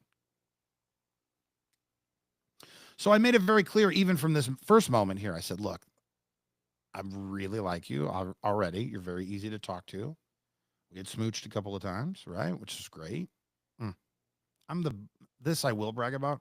You have not kissed someone who kisses better than me. And that's a fact. I will take that all the way up to where does it go? The Supreme Court? Fact. Best kisser on the planet. Matched it. Outmatched. I'm just outclassed and outmatched in every turn with this woman. Jimmy on TikTok says, prove it to me. Where them lips at, Jimmy? Where them lips at? Remember, we stream 8:45 every morning. We're streaming across Twitch, Facebook, YouTube, TikTok. We're doing it. So old Jimmy. Why am I talking Jimmy on my head? Jimmy on my mind. Jimmy. Oh, Jimmy. So I say to her, look, I'm not trying to get the cart before the horse anyway. this isn't even something you should even be bringing up, but I just want you to know that I'm not looking for a physical relationship only. So if that's what's going to develop, I'm happy to do that. But no, the moment we cross that line, that's it for me. Like the moment we cross that line, so you understand there's no like, oh, we never had the discussion. I am exclusive to you the moment that we cross that line. And so, we did not do that on the first date. It was not no first date nonsense. Even though it would, by the time it would have happened, it would have been the end of the fourth date. We go for, she goes, you want to go get some ice cream? I go, you want to still talk to me after all of this? She goes, come on, get in my car. We'll go down the street. We're going to get some ice cream. So we get in the car, we get in the ice cream. Right before we go in the ice cream parlor, I got to try at this point. Cause she stayed through the guy's 2 years clean. Anniversary's coming up. He had a drug problem. She stayed and wanted to get ice cream. So that's why I leaned over. I got my little smooch on. Okay. Got it in. Stupid. Why did I say it that way? That's a no. We give that a yes, that is a no. What an idiot. Anyway. So then it's like, okay, now what do you want to do? And I'm like, well, I mean, you want to watch a movie or something? I go, like, I didn't want to imply, because at this point I haven't had the conversation with her about like, we're not doing that. Okay, because I don't want. I mean, I do, don't get me wrong, but I don't want. No. Because I want to form something. I want to have something of substance. And so it was, yeah, we could go to, I mean, your house is just up the road or whatever. I mean, there's people over at my house. So it's going to be weird for a date to go over there. And so instead of that, we wrangle the cars together. She takes me over to her house and we're going to go putt-putt. I go, let's go putt-putt, man. Let's go do something. Let's get out and be active, because she's physically fit. I mean, she's into CrossFit and she's into her health and everything. And she's done a lot of work to transform herself into the kind of person that she wants to be. So I'm thinking, all right, well, let's get out and do things. Like I'll go for a walk or whatever with you. That's what the first date I pitched was, you want to get coffee and go walk around Zorinsky, which is a lake out here. She's like, yeah, but it's going to be, we're going to have to play it by ear because it was kind of rainy that day. So briefly, we have to stop at her house because she's got to drop some stuff off. We've got the leftovers from the Chinese food, all that stuff, right? This is when the next sign from the universe comes in for me. Okay. It's a lot of universe stuff here. I walk into her house and I'm greeted by this Rottweiler. The most, oh my God. If her mom is beautiful, this dog is just the best dog. I don't even like dogs. I'm not a dog guy. I like my dog. Okay, my Basset Hound. But that's not it. I'm not in it for dogs. Okay, so don't come to me with your dogs. All right? It's okay. It's enough. It just so happened to be, now I haven't thought of a Rottweiler. I haven't seen a movie with a Rottweiler in it in years or whatever. It just so happened to be that the night before I went out on this date with her, I somehow ended up in a rabbit hole for like 45 minutes watching Rottweiler videos. Are you kidding me? What is this? What is happening right? Yes. Yes. Oh, the clouds, they parted. Angels, they sing. Not only that, the dog's name is the same name as my previous ex's older daughter. And one of the things that broke me up the most about that relationship ending and finding out it wasn't going to work out was, again, I love being a dad. It's just my favorite thing ever. I just love being a dad. And so I started to see what my future, I started to imagine what my future was going to be like with her 3 daughters in my life, also with my daughter and my son, you know what I mean? Just, and how things had molded together and how our families could grow together. And just like, I was excited specifically to see how much her oldest daughter excelled, because she was so smart. She's just like, just a great kid, got a good heart, good head on her shoulders, been dealt a bad hand in a lot of ways. And yet she still perseveres. Right? So boom, half hour worth of videos, 45 minutes worth of videos. I'm greeted by a Rottweiler with the name of the one person I was more bummed out about not having a relationship with, which sounds strange the way I say that, but follow along. Okay. I wanted to be a father figure in this person's life. Then crossing my path is an orange cat. Now, this orange cat normally wouldn't be any big deal. But like the whole way I had still talked to Trig was because I did miss her cat, her orange cat. Okay. Now, not only is this an orange cat, but this woman has like a rare orange cat because most orange cats aren't male or aren't female. They're male. She's got a female orange cat. All right. Maybe you chalk that up with whatever else. Right. So we go out, we drop the stuff off. We go do the putt-putt. The putt-putt says, yeah, it's all right. Okay, so now we're going to come back to her house again. And now let's watch something. Let's start watching a movie or watch a show. I think we were watching Love on the Spectrum. And we end up staying for dinner and just hanging out. And it was just a great night. Just the best day, afternoon, late morning brunch. I mean, all of it. All these dates all wrapped up in one. Can't wait to see this woman again. See her the next day even. And then from there, we're like almost inseparable. We're always talking. We're always seeing each other. We're always this. And I'm starting to get big feelings, okay? Now, I didn't mean to get big feelings early, but I got them early. I got them early, guys. I did. And that's a lot. I'm a lot. Big feelings are a lot. Now, this is where we're starting to get into, when I told you earlier, it's not about the love languages, okay? This is about attachment style. Guys, you got to learn your attachment styles. So what's the heck's an attachment style? An attachment style is the way that you share and give and receive love, and the way that you look for it, and what you're looking for in not just love, just in your interpersonal relationships. Just any of them that matter, right? So I have an anxious attachment style. That means that imperceptible to most people changes in body language or communication or anything, and you go into an immediate spiral. They hate you. They don't. And this woman is fiercely independent because she's been made to be that way. Because of the relationships leading up to this, not just like romantic ones, but just the way, like some of the cards that she had been dealt in life had shown her that, hey, I'll take care of me. Okay. I can't get all wrapped up worrying about you, worrying about me. Just I'm gonna handle my business.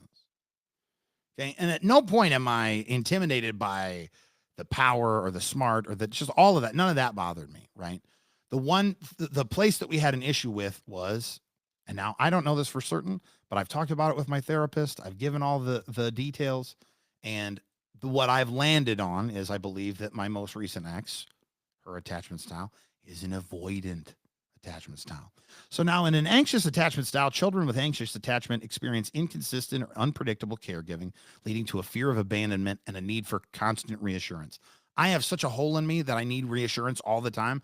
I thought that TikTok taught me that I had a praise kink. No, I just need to be told I'm a good boy because I don't think that anybody thinks I am.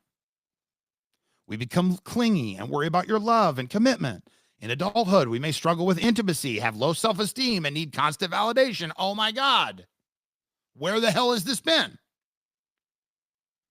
Now, the absolute worst and best pairing possible for an anxious attachment, the avoidant attachment. Because if you can move through the avoidance and the pulling away and stay the course, who better to serve an avoidant than someone who is constantly trying to show you that they love you, right? Children with avoidant attachment experience neglect, rejection, or punishment for seeking comfort, leading to a fear of intimacy and a desire for independence. They may suppress their emotions and withdraw from social situations. In adulthood, they may have difficulty forming close relationships, which I don't feel that she has that. She's got a lot of very good friendships and whatever. Again, this is not crap on my ex. This is worry about why Nelson screwed things up. They have a high need for independence. They have a high need for independence. To round out the other attachment styles, you've got secure. Those kids, they had experienced consistent and responsive caregiving. They were loved correctly. In adulthood, they tend to be comfortable with intimacy, form healthy relationships, and are able to rely on others. And then you have the disorganized attachment. Children with disorganized attachment experience inconsistent and sometimes abusive caregiving, leading to a fear of both closeness and rejection. So that's even farther. Avoidant is just like, I don't need you. I'm going to handle me because I've always had to rely on myself. Disorganized is like, screw you. I'm not getting smacked around. I'm not going to have a narcissist run my life, whatever. In adulthood, they may struggle with intimacy, have difficulty forming healthy relationships, and have difficulty trusting others. So what had happened was she had started to pull back a little bit, and I perceived it, and then I went crazy. Not crazy, but I was just like, she hates me. She doesn't want to be around me anymore. She doesn't want to see me anymore. I think she's purposely not seeing me anymore, and maybe some of that was true, and maybe some of it wasn't. I don't know. I'll never know at this point, and that doesn't matter. What matters is that I walk away from this and I do better. I have constantly got to be better. Growth mindset. That's where we're at. So I ended up breaking it off. This was a couple of weeks ago. And then I immediately hated myself for it because I think it was the wrong decision. I think I was supposed to be there. Now, guys, again, I tell you, I was too much and I fell fast and I shouldn't have. But I was also getting those signals. I wasn't just operating in a vacuum. Like, I'm a TikTok guy, right? Okay, I do everything on TikTok. I don't usually consume Instagram. I use Instagram, right? I produce things for Instagram. I don't consume on Instagram. So she's not on TikTok. And so then I had to start sending reels and stuff back and forth with her instead of TikToks back and forth. Well, I don't have an algorithm built up on Instagram. So by the time we get to the point where I'm too much and I'm like, oh, I think she's pulling away and I just got to protect myself and I'm going to leave, I go into my damn Instagram and it's all sappy posts because that's all she and I had been sending back and forth to each other. So it wasn't like the feelings weren't there. It was a little crazy on my part. Yeah, I own that. I get it, guys. I'm a lot. That sucks. Oh my God, that sucks. So I continue. I move forward. I'm starting the podcast. I was already starting the podcast anyway. And she messaged me just randomly. And so I just kind of like dip my toe back in. I'm asking her questions. And then I'm saying, hey, I'm so sorry. And look, I made a mistake and I overanalyze things and I got into my head. And when I'm sad, I make bad decisions. And slowly over the course of a week and a half, we start talking to each other more. And now I'm asking her stuff about like working out and I'm asking her stuff about supplements. And she's teaching me about protein powder and good vitamins and minerals. And I'm doing this 75 hard and I'm talking about it on the old podcast. Well, then eventually she must have saw an Instagram post or listened to the show. I don't know what it was, but she was like, oh, the 75-day hard. That's a good job on that. And whatever. And so she's talking back and forth with me. And so finally it gets to be that I go, I miss talking to you, dude. Can I come see you at least? I mean, I don't want it to be that I never see you again. She said, well, maybe I've got my best friend is in town from Kansas and maybe after she leaves.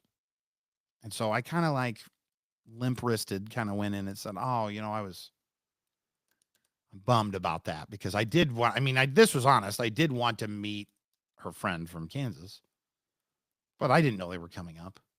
If I did, I had misplaced that information. I said, oh, I was really looking forward to being able to meet her. Her and her husband were coming up.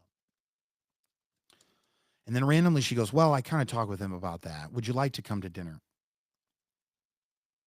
Yeah, very much. I would like to come to dinner. And so I was invited. And it was a little weird. It was a little voice. I leaned in for a kiss and there was no kissing. And so I just I said, okay, I gave the hug and it was fine. And then I had a big, long, beautiful night with her and her friends. Cuddled a little bit on the couch, whatever, right? maybe there's a pathway out of this.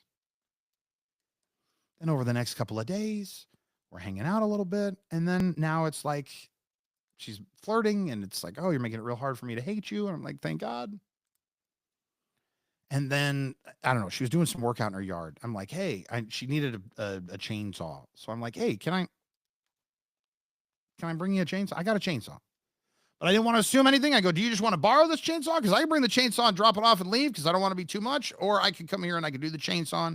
I didn't have a ton of time that day or whatever because it had coincided with the fact that my ex-mother-in-law had died then. This was a couple of weeks ago. So the funeral was this week, but it's a couple of weeks ago she passed. And so I'm sitting there and I'm going, hey, I got a window. I had taken the kids out to the zoo. And now I've got a little window here that I can come help you. And so I went over there. I helped her. We're cleaning out stuff. We're working in the yard. It feels good. It feels it's what I've always wanted. It's like I said to her, like I've said this time and time and time again now because I've just figured it out about myself that I am a gun. I am not a marksman. I'm a tool to be put to use. Okay? And I'm an overall tool. I mean, if we're being honest, I'm pretty much a tool. Yes. Thank you. Thank you. So,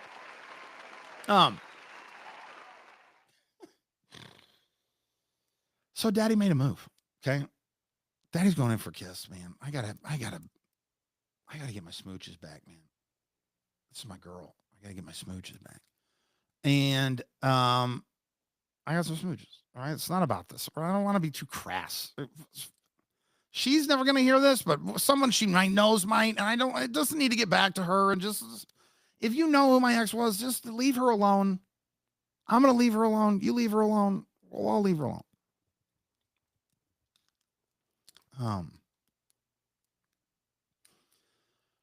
But now things are looking good again. Slowly. She's like, hey, you know what? One of the big things was the hyper independence, right? And I didn't realize to the degree just how much life had pushed her into a corner to the point where she's like, you know what? I don't want to rely on you. And I don't want to become accustomed to relying on you because if I let you in, you're only going to disappoint me, which I can totally understand. Not because I was going to disappoint her, but just because I can understand that protecting yourself, trying to shield yourself from something. So, we slowly dip our toe in. Now she's the one thing that I kept going back to, which I love that this is the stupidest. When you hear this, it's going to sound like the stupidest thing ever, but I also totally understand it. And it was, I bought her a bottle of freaking ranch dressing. Okay. I was at her house one day and she was getting her lunch ready. She's getting like snack ready for her kids because she's going to soccer or something, or baseball, I guess. And she goes, I'm all out of ranch.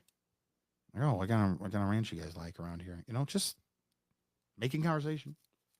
She goes, oh, they love the Hidden Valley, the original. And, you know, she's very healthy. Like she makes her own ranch. She uses like Greek yogurt and puts ranch powder in. It's delicious.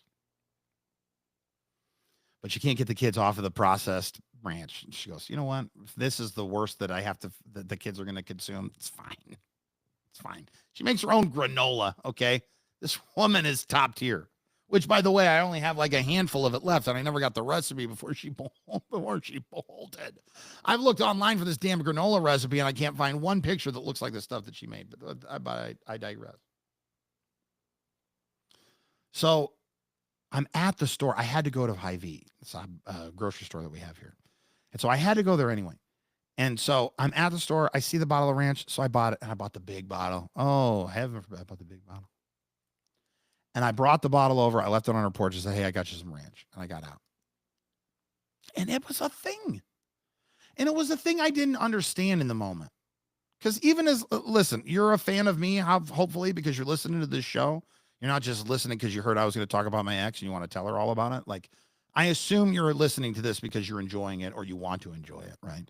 So I also assume that there's a chance you're probably going to be more than likely on my side with things. Or you're going to hear a slant and go, well, I'm on the Nelson side of that slant. And so when I say that, yes, on its face, it sounds ridiculous. But when you really peel it apart and you understand the motivations and what makes a person, it starts to make sense. Well, at one point when I was out at that dinner with her best friend or whatever, we were having dinner at her house, and they had brought their baby with them on the trip. So it was the mom and dad and baby. And so the baby didn't have a sleep sack. So me and dad, this new guy that I had met, who I immediately clicked with, he's so cool. Like, he was just the coolest dude. We go over to Target. And so we're slowly kind of talking about things, dancing around a point. And so I eventually said, hey, I'm so glad I got to meet you guys. You know, I didn't know I was going to get a chance to see you. And he goes, yeah, we didn't know how it was going to go either. And I go, well, I'm sure you've heard. He goes, yeah, man. I mean, my wife's her best friend. And, you know, when you're married, you tell each other everything. So I go, look, man, she's just hyper independent, and I didn't realize it. And one of the things we connected me and this guy was over the fact that his father was an addict. So very quickly, you know, he was very gracious and he was very sweet in telling me, like, hey, man, this is some of the things that my dad had to battle. These are some of the things that the way I reacted as a kid. These are some things to look out for with your kids, or maybe these are some things you could bring up with your kids. And I was like, oh my God, thank you so much. And we talked about that. When I said that, oh, you know, I know she's hyper independent. And to a point that I didn't understand, he goes, yeah, and you need to make sure that you're not just addicted to her. And in the moment, when he said it, I was like, you know, I wanted to go, screw you, man. That's a cop-out. But no, we're growing. We're listening to other people. We're accepting other people's critique and then unpacking it later. We're not giving an immediate reaction. So what ends up happening is I talked to him about the ranch dressing. I go, man, I feel like the last straw was this ranch dressing. He goes, oh, I heard about the ranch. If I never see a bottle of ranch again, it'll be too sad. So a couple of days later, as things are going well between her and I, post smooches, I said, you know what? I really appreciate you letting me come out and hang out. I had a good time talking with him and going out on the little the trip. You know, we got a chance to really kind of dive in and talk a little bit. She goes, oh, I heard about the ranch. We had a laugh. We had a laugh about it. The thing about this woman was, like, I could be goofy and she could be goofy. And it was like, so the silliness, none of it mattered. None of it was an issue in that regard. And so I thought things were going well again. Man, things were going well. Things were going well, dude. And then it slowed up again. I go, okay. All right, Nelson, don't be crazy. Last time she said, hey, I still like you. I just need some space. So I go, all right, I'm just going to try and give space. Try and give space. And then this week happened. And Monday, we had plans, like we weren't going to see each other, but then we were going to see each other. And I had to record Parties Over, the other podcast. And so I was hoping to try and get that done a little early. She's like, oh, I got to go on a Costco run. I got to do all this. And when can you come over? And I think because it took me so long to get there, she had begun to get upset. Now, I don't know for sure, but I think she was clearly not happy with me once I got to her house finally. Because of how well things were going with us, she wasn't minding some of her rigid standards. Like, I got to be in bed at 9:00. I'm going, all of these things. And so I had kind of upended some of that stuff. So I could kind of get that. And I didn't want to be a burden or a bother, because that's my big thing. I hate to be a bother. But this thing had happened. This thing that had finally ended for me. This 3 years worth of strife and agita that I hadn't forgiven myself over. And I was sad.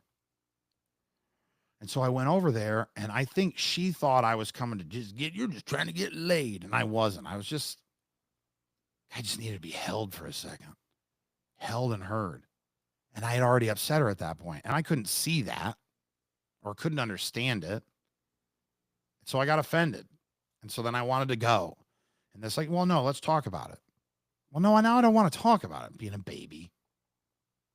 And then I just felt like, just like the first time, I just felt as though some of my side wasn't being heard.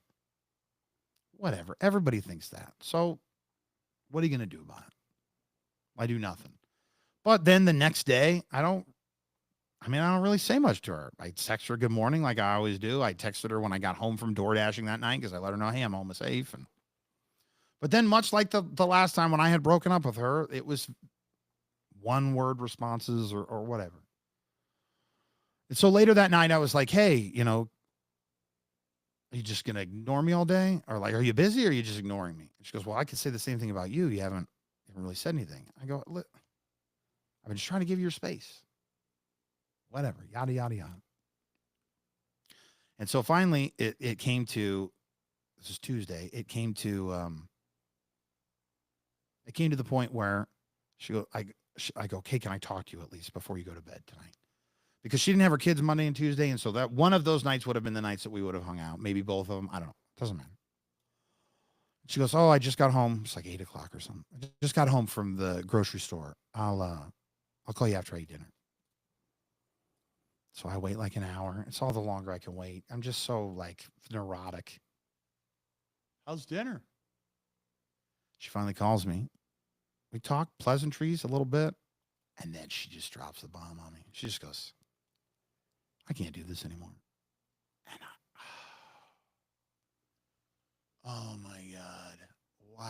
Why did I have to be so much? Why, Nelson, why do you have to be the abominable snowman from Looney Tunes? That I will love him and pet him and hug him and call him George. Why, dude? Why can't you just be the normal amount?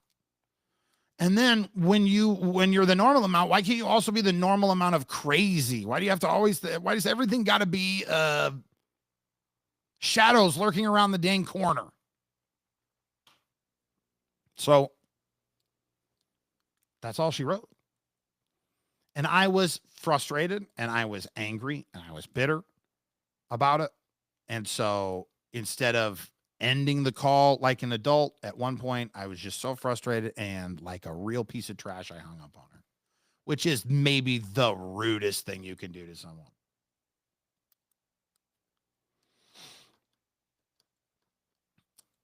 I have reasons. There's reasons. Like when I got fired, for one, she had her kids that night. She still made time for me to come over. I told her I loved her then. I should just kept my mouth shut. But I was so sad. And I felt so protected by her. I felt so seen in a way that I never had. I'm not going into a bunch of like the X's and O's, the gross, okay, the interpersonal stuff, but like I connected to her. Like I'd never felt so close to someone. Like think now with a partner that you have. When you're engaged in activities, is it just two people having fun or is it one person? Because I had never felt a level of intimacy or closeness on any scale like I did in those moments. Even just not even too much stuff, just holding her. Get the hand on the cheek, pulling her in, just like I felt like she was trying to like crawl inside my skin and pilot me like being John Malkovich. It was just so intense. And she like, when she would say that she was attracted to me, I believed her. Like I've felt like a lot of people have just wanted to be in a relationship and I happened to be a valuable relationship or whatever. I was worthy of being in the relationship, but not that they were ever just like wholly into me. And so that's another thing that added to it. And the one I keep going back to, and the one I think that really sold it for me and where I didn't stand a chance of not being too much ever more after that was, I've always been the one to take care of other people. I'm the guy that's the first one to jump out and make sure that you're taken care of, go out of my way to make sure you're safe, whatever. Doesn't matter, friend, foe, family member, loved one, whatever. I'm a protector. But I've always felt like nobody's really protected me. And when I got fired, the first thing she did, she's busy. This woman runs a multi-billion-dollar arm of a company. Okay? She has bigger fish to fry. But she took time out to go and pull 10 different broadcast adjacent jobs. Stuff I wasn't even finding in a job hunt. She pulled all of them. And then the one that did it for me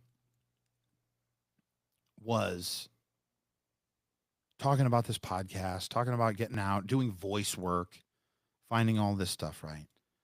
And she goes, well, we're going to need to get you some equipment.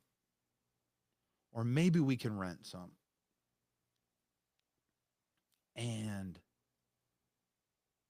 I don't know that I've ever felt that protected, that cared for. I don't know, that important. Because she wasn't saying like, hey, I'll find a couple of things. She's like, you don't have a job. You need this equipment to ply your trade. We're going to get you some equipment. Now, I didn't need it. I didn't need it because I've spent the last 15 years amassing thousands of dollars worth of home audio equipment that I would never use anyway. The stuff that you're seeing if you watch any of the videos that I'm putting out, or if you are going to start watching this as we air it live Monday through Friday. We fire those lives up at 8:45, live at 8:45. All that equipment you see, it's all equipment I have. Save for these two speakers that are over my head. You see those big old speakers there? Yeah. She helped me secure those so that I could do a 50th wedding anniversary for some friends of hers. Nobody's ever done that for me. We need to get you some equipment, which meant she was going to foot the bill. She doesn't even know who I am. Clearly, she found out and didn't like it, but that's beside the point. Again, that's not a rib on her. We're taking ownership. We're fixing our garbage, men. So yeah, I've been bummed. And I was worried about that affecting this show. And I got to tell you, aside from this and unpacking all of this, I'm not going to dwell on this again. I'm not going to go back into this again. This will be the last time I bring her up. But I appreciate you listening. I appreciate you consuming this content. I appreciate you sharing the stuff and subscribing to things because, like, I don't know, man. This is what I do it for. This is where I feel alive. Going back to when I had the air check with my old boss shortly before I was fired, I turned everything around after that. I started cranking out like some of the best radio I'd ever made. But I tell you what, this show I'm doing now, this is the best radio I've ever made. I've never done anything better than the stuff that I'm putting out right now. And it's because I have a little bit of acumen. It's because I have a little bit of skill, a modicum of talent here. But in that meeting with my boss, at one point, he looks at me and he goes, "Do you even want to be on the air?" And I was floored. I go, "What? Am I doing that piss poor a job that you think I don't want to be on the radio? That's literally all I want to do." The management stuff I was doing, I found out I'm an awful manager. Oh my God, am I the worst manager? That's just not me. I'm a gun. I'm not a marksman. Put me in the hands of a capable manager. There's nothing we can't do. When it came to this last relationship, I told her, I've always wanted a project wife. That's all I've ever wanted. Honey, I want this done. You got it, babe. Honey, I want a new bathroom. All right, I'm going to figure out how to tile, or we'll find a tile guy. Honey, please, put me on these jobs. Make me useful. I don't know. At this point, I mean, how long is this episode already? God almighty. I think probably at this point, I was going to do the rest of like the full show. But I think we should probably. It's been enough, hasn't it? I tell you what. Let's do this. Let's do Don't Bury the Lead. Okay? Because I'm really proud of Don't Bury the Lead. And then we can get out of here and we do this all again on Monday. It's a lot to chew on. It's a lot to unpack. It's a lot of Just Nelson. That's Just Nelson. It's not just a catchy title. It's not just a clever title. It's apropos, as it were. Mother's Day is coming up. We'll touch on that real quickly as well, too. This is a passion project of mine, and I appreciate you being along for the ride. I appreciate you letting me kind of dump all that on you. Remember, if you are one of the few people in my life that actually did get to interact with her or know her, please don't leave her alone. I've already caused enough drama and agita with her. She's a hell of a woman. I'm just a knucklehead. So things are going to be just fine, as it were. That's Just Nelson.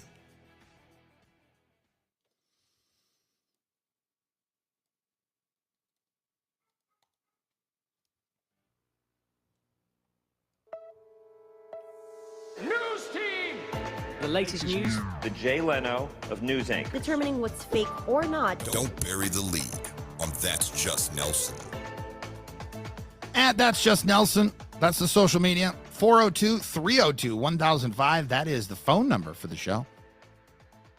Also under construction, that's just Nelson.com. Monday through Friday, live stream starting at 8:45. The rest of them aren't probably going to be as long as this one was. We're just getting all the bugs worked out. Those live stream links, you can find them on the Spotify. You can find them on my social media, or you can just go to Twitch, Facebook, YouTube, or even TikTok and search out That's Just Nelson.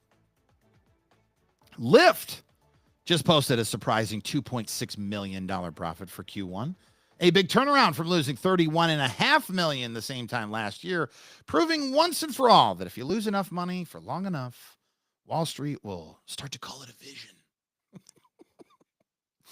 Matthew David Hughes, a 32-year-old man with a history of stalking Eminem, yeah, the rapper Eminem, has been reconvicted after breaking into the rapper's Michigan home for a second time. I mean, if you're going to be that persistent, you should at least bring a demo tape, something. Stan, change your name? Do you really like Eminem? Because if you did, you'd change your name. Arizona has officially recognized the original chopped salad, giving it its own special day. A dish created by Chef Bernie Kentank, establishing Original Chopped Salad Day. To which Minnesota asks, salad? Where's all the Cool Whip? Can't do it without any whip, you know. And lastly, at the Met Gala, Usher fed a cherry to Sabrina Carpenter mid-performance, and her dad texted her. Weird, which is fair. I mean, most dads don't expect their daughter's Met Gala experience to come with dessert and foreplay, but weird, though? It's the Met Gala, dude. I mean, that's probably the most wholesome thing that happened all night. Hell, last year, somebody got proposed to in a GIMP mask. So go work that one out. I appreciate you. I love you all. Thanks for sticking along with me on the ride here. It certainly is a ride. It's a journey. Again, that's just Nelson.com. That's under construction. Done on Monday, I'm pretty sure, though. At That's Just Nelson on all social media. Spotify and Apple. That's where you find the podcast audio at. Otherwise, Monday through Friday, 8:45, live at 8:45 Central, you're going to get yourself a new show. Dang it. Wouldn't you subscribe, please? Wouldn't you comment? Leave a 5-star review? on the old podcast. We're trying to grow this thing, man. Trying to keep myself in a position where I can feed my kids. Listen, it's the time of the show where I like to remind you, take your pills. Huh? You've been feeling good? Things have been working? There's a reason for that. You didn't do it on your own. The pills are working. Keep taking them. Also, catch an Uber or a Lyft this weekend, or don't go out partying, all right? If you can't party responsibly and not drive, maybe it's time to do a little growing up. Circle back around on those attachment styles. Men, unpack your garbage. And don't buy mom a mop for Mother's Day. And Mother's Day is on Sunday. You guys have a great weekend, and I will talk to you again 8:45. That's when the next live stream happens officially for this. It used to be a radio show. We call it That's Just Nelson. That's Just Nelson. This used to be a radio show presentation. I'm Penny Nelson. My name is Rowan Nelson. Thank you for listening to the show. Thanks for listening to the show. Have a good day and have an awesome day. I love you too. All right, everybody. Thanks for joining. Like I said, I'm sure I'll be on live again before Monday. We're going to be doing a lot more live streaming, but I appreciate you. And once again, have a great weekend.